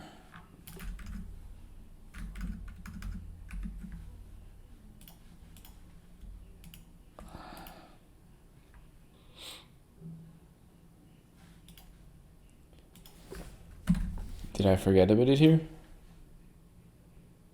No. What? Oh, yes. Okay. Yeah. Okay. Makes sense. Pub mod game.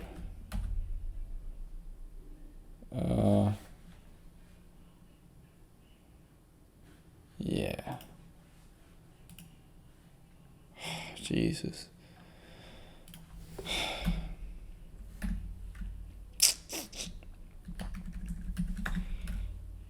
Okay. That's annoying. Then I probably need to import it inline macro. No.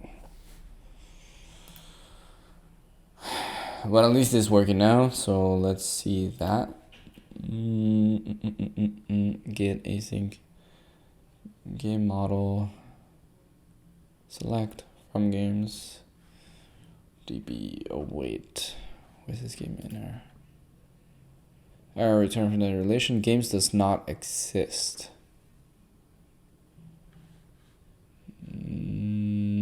Cannot find macro JSON this scope considering this macro started JSON.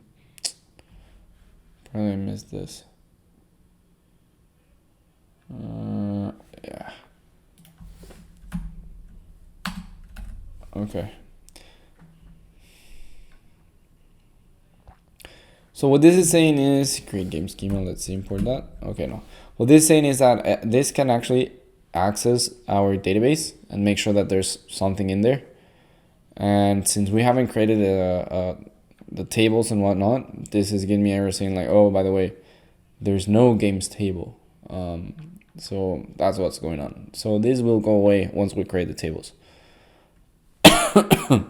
I just want sorry.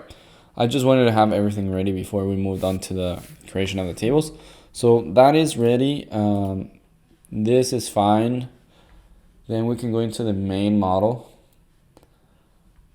Main file, and main function, of course. And then we can pass our configure now. Configure, and then config, which, yeah, it's saying where's your config. Give us some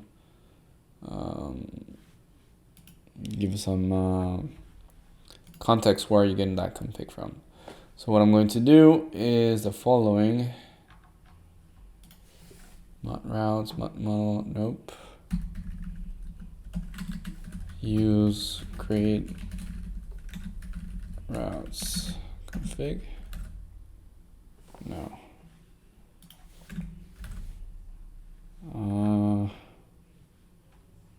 Expected value found module, not value. Consider important. Okay. Routes game config. That's fine. Mod game.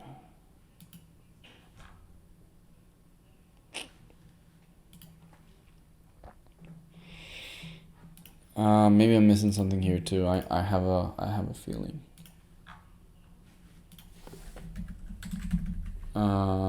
Use SQLX from row, which I'm not using from row. I am using UUID, so that I will need. This is double semicolon. All right, so that's that. Yeah, I'm probably not using this from row.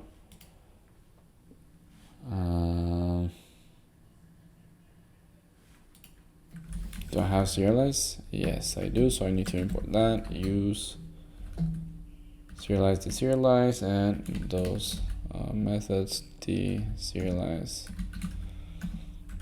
serialize. What else am I missing?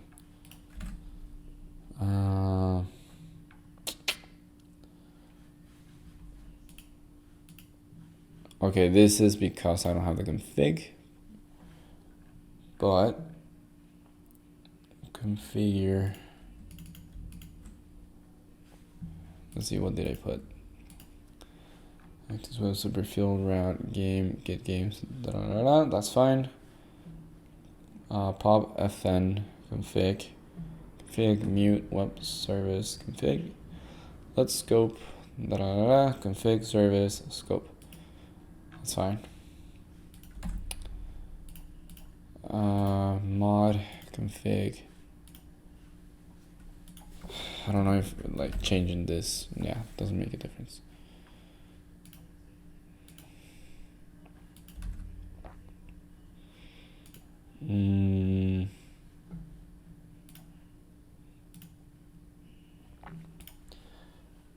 Maybe on the routes I'm missing something that I didn't see, but it looks fine.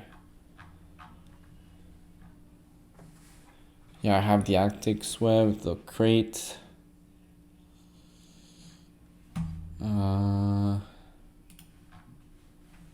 Use crate.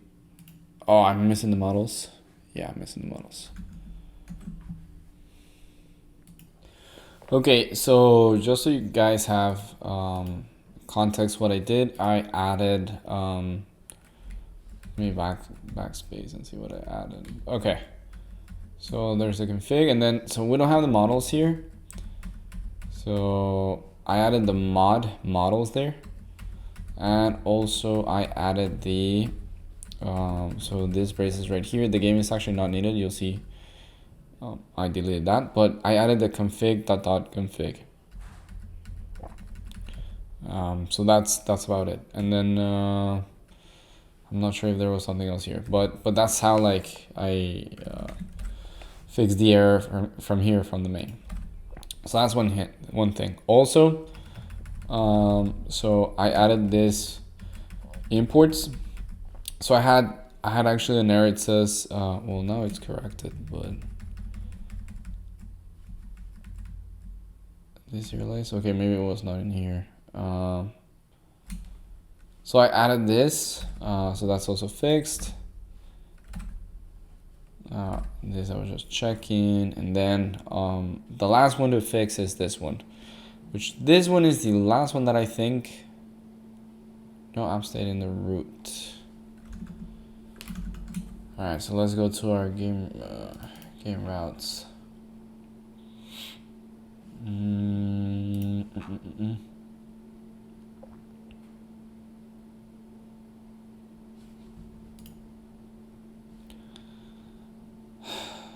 Okay.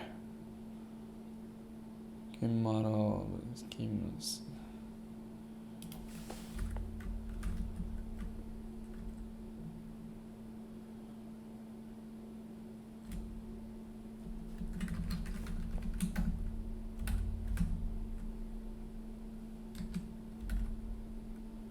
Yeah, no, that's not doing anything.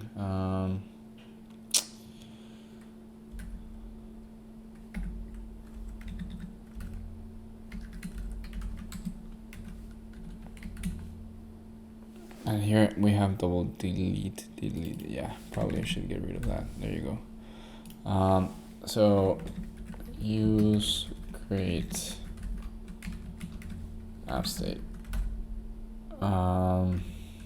What's the game model saying? Game model. Alright, that's fine. So we got rid of this error too. So now this errors actually happened because I don't know how the linear works exactly, but it actually goes into the database connection and tries to implement this behind the scenes. So it says like, oh, you don't have a games table. So that's where the migrations come into play. So we have everything done, and you'll see how these errors will go away. So I'm gonna close everything. Remember, except for the route here, that's the only one that will have the error. And then I will create where I have my migrations. There you go. So I'm gonna create my migrations. Let me check if I have a command so it's even easier for you guys.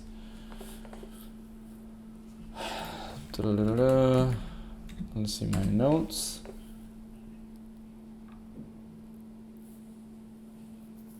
Selection to install to initiate migration folders and files. Okay, so I'm actually gonna put this on the make file. I don't know why initially I didn't, but so oh my god, sorry. So create migrations. So I'm gonna do SQLX migrate add r like recursively init.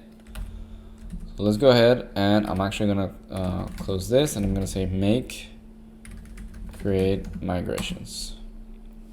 And as you can see, we got a migrations folder. API service, that's fine. Yeah, that's fine. This is totally fine that it's at this level. It doesn't affect whatsoever. So now the only thing that we have is to actually create those tables. All right, so the next things that we need to do is the migrate up is to write the migrate up make command. So because it's very specific using SQLX. Okay, so actually it's very simple, this one. SQLX migrate up, the thing migrate run, sorry. You would think it would be migrate up, but it's migrate run.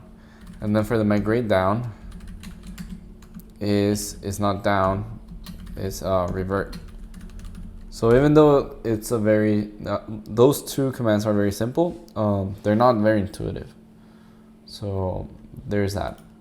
Now, in this folder, it was just recently created, and this is the migrate down. Let's go to the up first.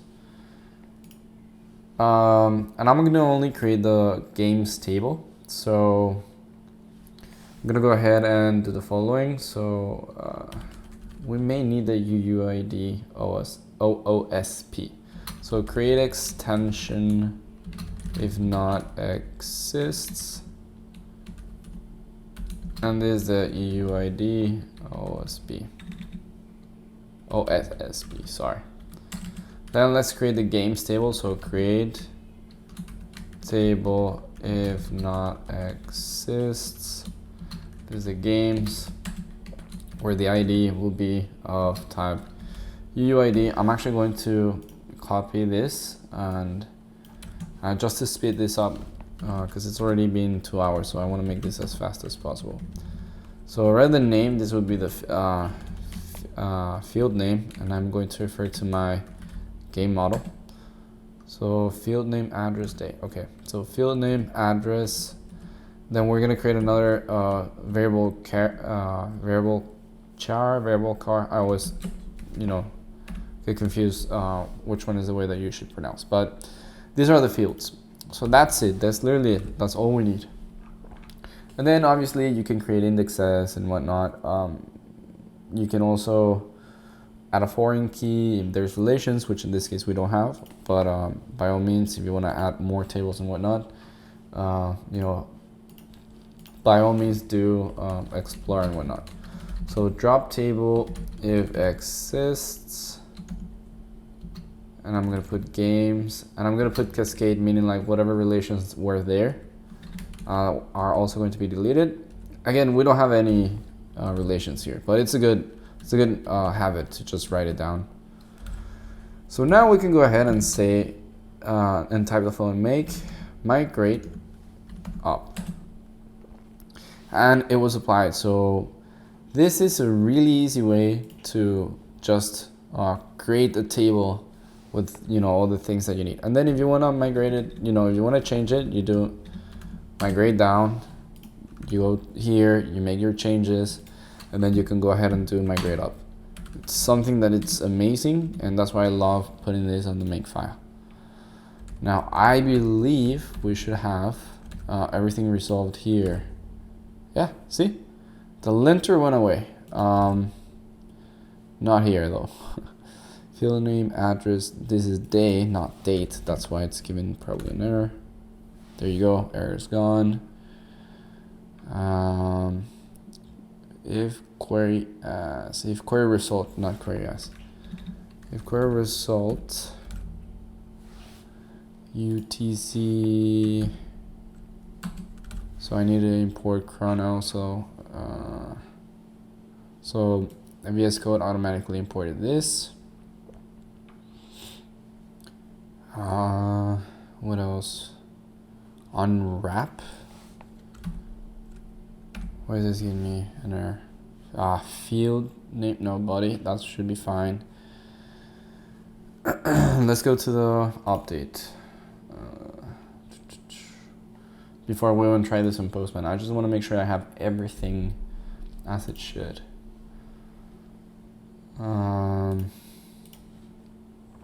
So I'm gonna go to my update, and this is giving me an error here in query result. SQLX query as update games set. Field name 1, address 2, day 3. Then at 4, where ID equals to 5, returning all. Okay, that seems to be fine. 1, 2, 3, 4, 5. So that also seems to be fine. Now unwrap seems to be where it's pointing to an error. So to own unwrap game field name. Let's see what it says. No method unwrap or found. Okay, so I'm probably mistyping it. I'm just gonna type it again. wrap or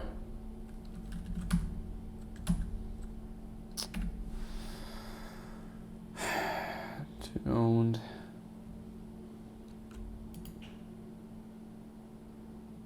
field name string, and this is the update schema.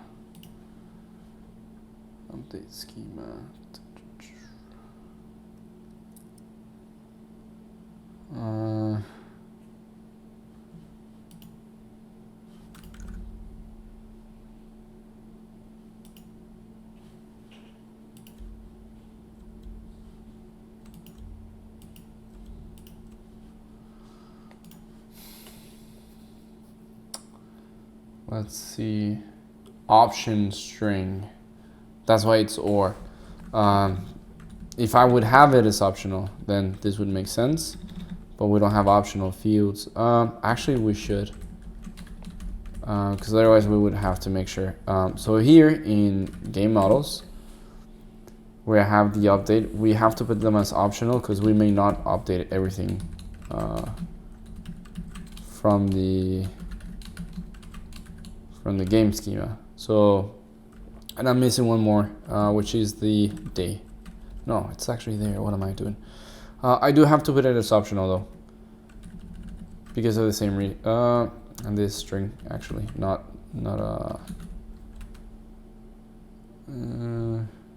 updated address option. Yeah, so this option string, and I don't know why is that giving me an error.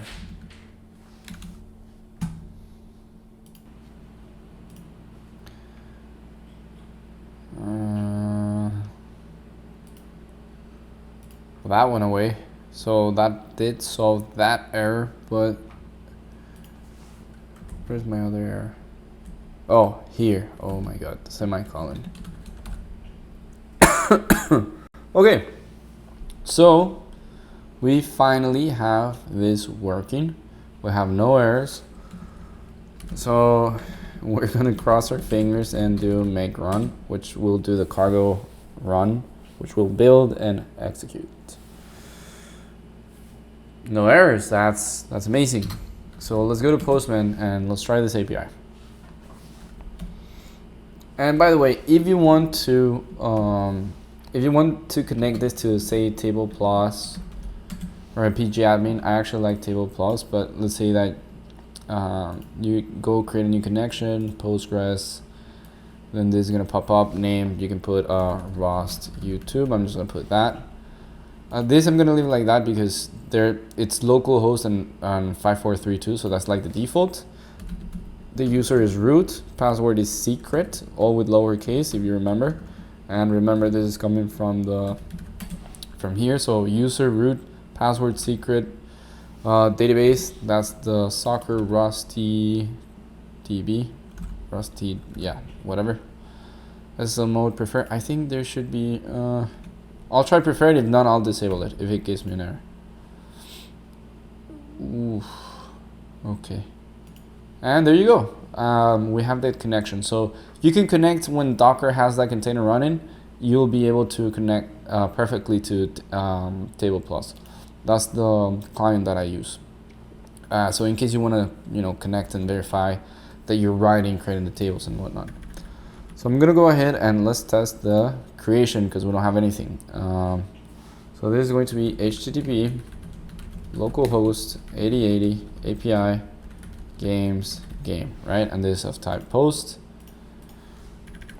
Let me make this. Let me zoom in. This is gonna be of type JSON, and we're gonna have the field name. So this is going to say, I don't know, rooftop is one of the fields that I play at. Address, we put 333 Northwest, Miami FL, whatever. And zip code, whatever. 5 yeah. And what else I'm missing? Day. So let's say that we're going to be playing here Wednesday at 17:30. That way there's no doubt whether you're referring to PM or AM. Or, it's a string, so honestly you can format it as however you like. Ooh, page not found. Am I missing something? Localhost games game post.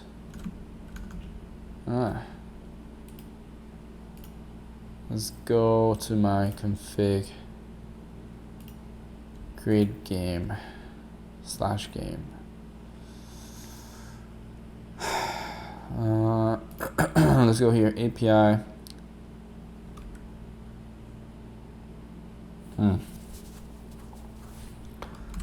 I want to do a health check, so let's make sure that we can do a health check. So HTTP localhost 8080 API health check.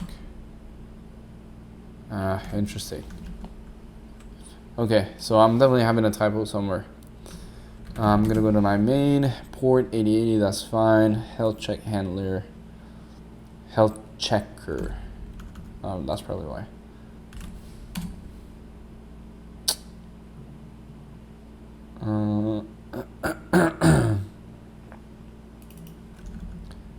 What did I type? So where's the curl?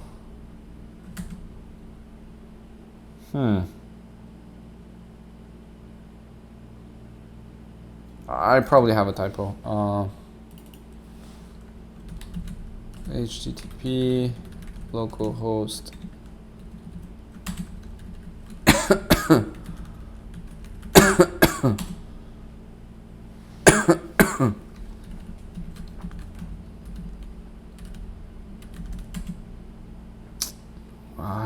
why is this?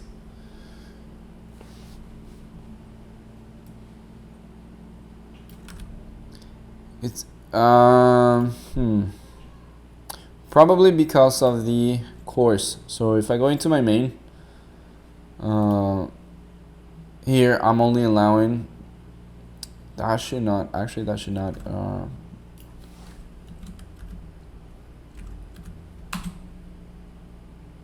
yeah, maybe I'm not exposing it to every single origin. Obviously you want to do, rather than all, you want to do something more secure. So maybe that's the reason why. And probably curl allows you to just get the request. But let's do this. I want to do this through Postman. I don't want to do it all through curl, because curl can be, you know, annoying. Oh, can I start server service error?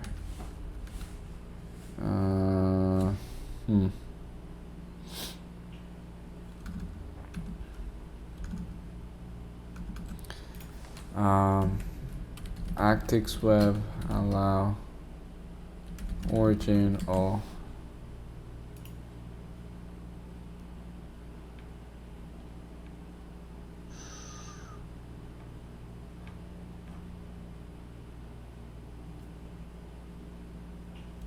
Maybe I can like ignore that, and then it doesn't allow just one single origin. So let's go ahead and try this on the terminal, because I believe it was that. So I'm gonna do curl x get HTTP localhost 8080 API games.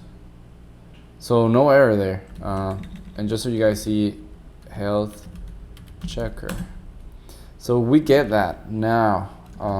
If I go here, it doesn't allow me. That is very annoying. Let's see if I can. Message status. Okay, so I don't know why Postman is not.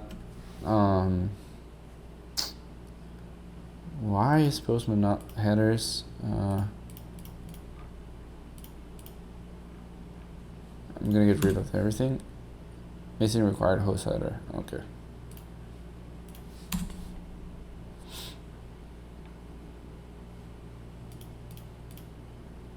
That is very interesting.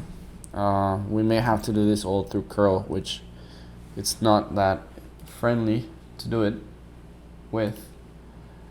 but you know, it is what it is. So I'm gonna do x post http localhost 8080 API games /game, and then we're gonna put the backslash like so. We're gonna pass headers, which is gonna be content type.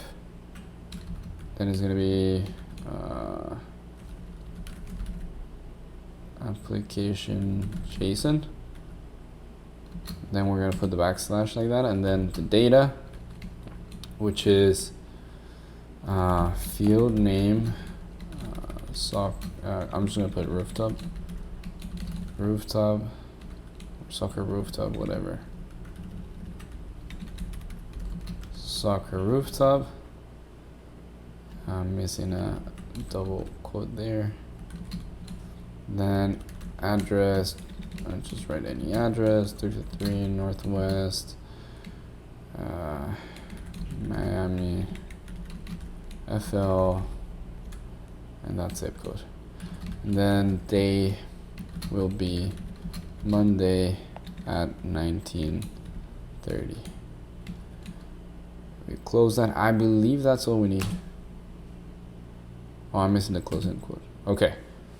So, I should have gotten a response.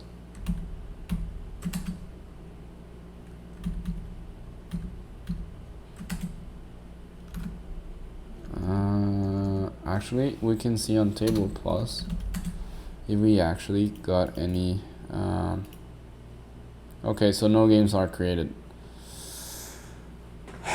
Okay, we're missing something.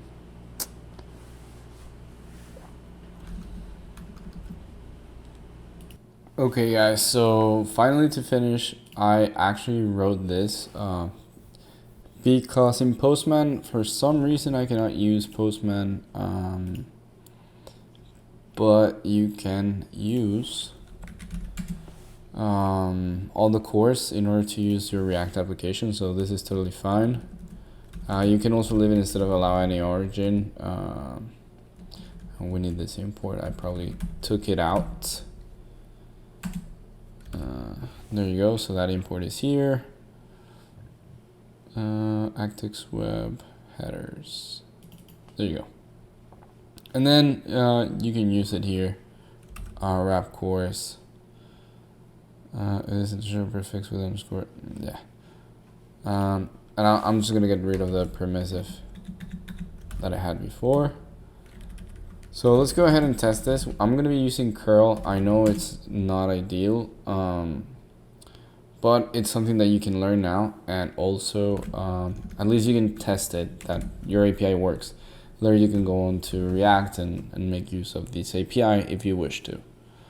So, and I'm also obviously going to include this curl, so you can just go ahead and you know, update it to your liking whenever you test this.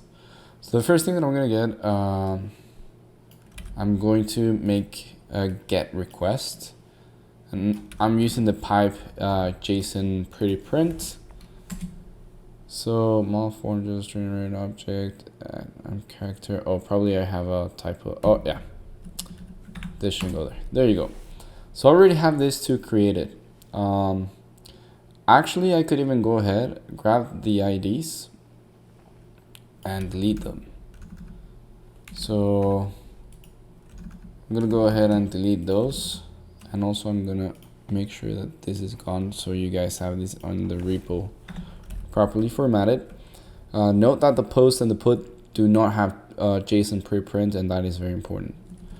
So I'm gonna delete the the ID, whichever ID I grabbed. I'm not sure which one I grabbed, but I know I grabbed one from here. And oh, I did a get request by mistake.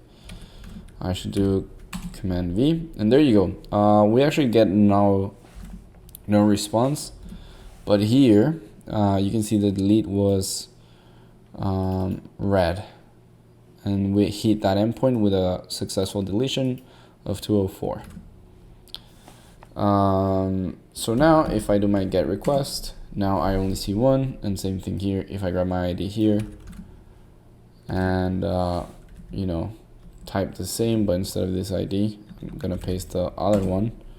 Same thing. I'm gonna do another get request, and the number of games we have now is 0, is successful, but the games array is empty.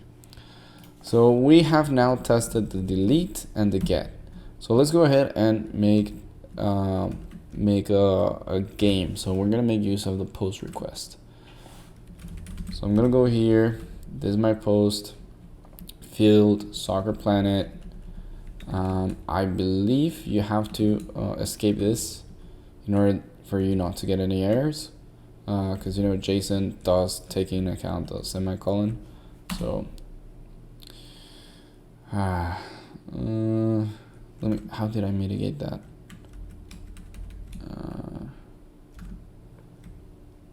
Escape line. I know it's a semicolon, but it shouldn't give me an error.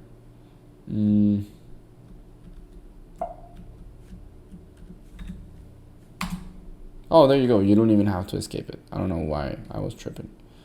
But there you go. So we have created a game. So now I'm just going to go arrow up till I go back to my get request. And as you can see, we can get the game. Now, I can also copy this ID right here. And in the get request, I can put game/ID. And we'll get the single game. So we know that the post works, the get request works, the get by ID request works. And then the last one that we're missing is the update. So what I'm going to do here is I'm actually going to copy paste the ID of the one that we just created, which is field name soccer planet. So I'm going to copy this ID. I'm going to put it here in my update method curl request. And I'm just going to put updated. Actually, I'm also going to do the address just to make sure this works. So updated address. And remember not to have any trailing commas if it's the last attribute you are updating. Where's my terminal? So again, C8A, C8A. Okay, yeah. So this perfectly formatted. So I'm going to copy this. I'm going to put it on the terminal. And as you can see, we do get a response here.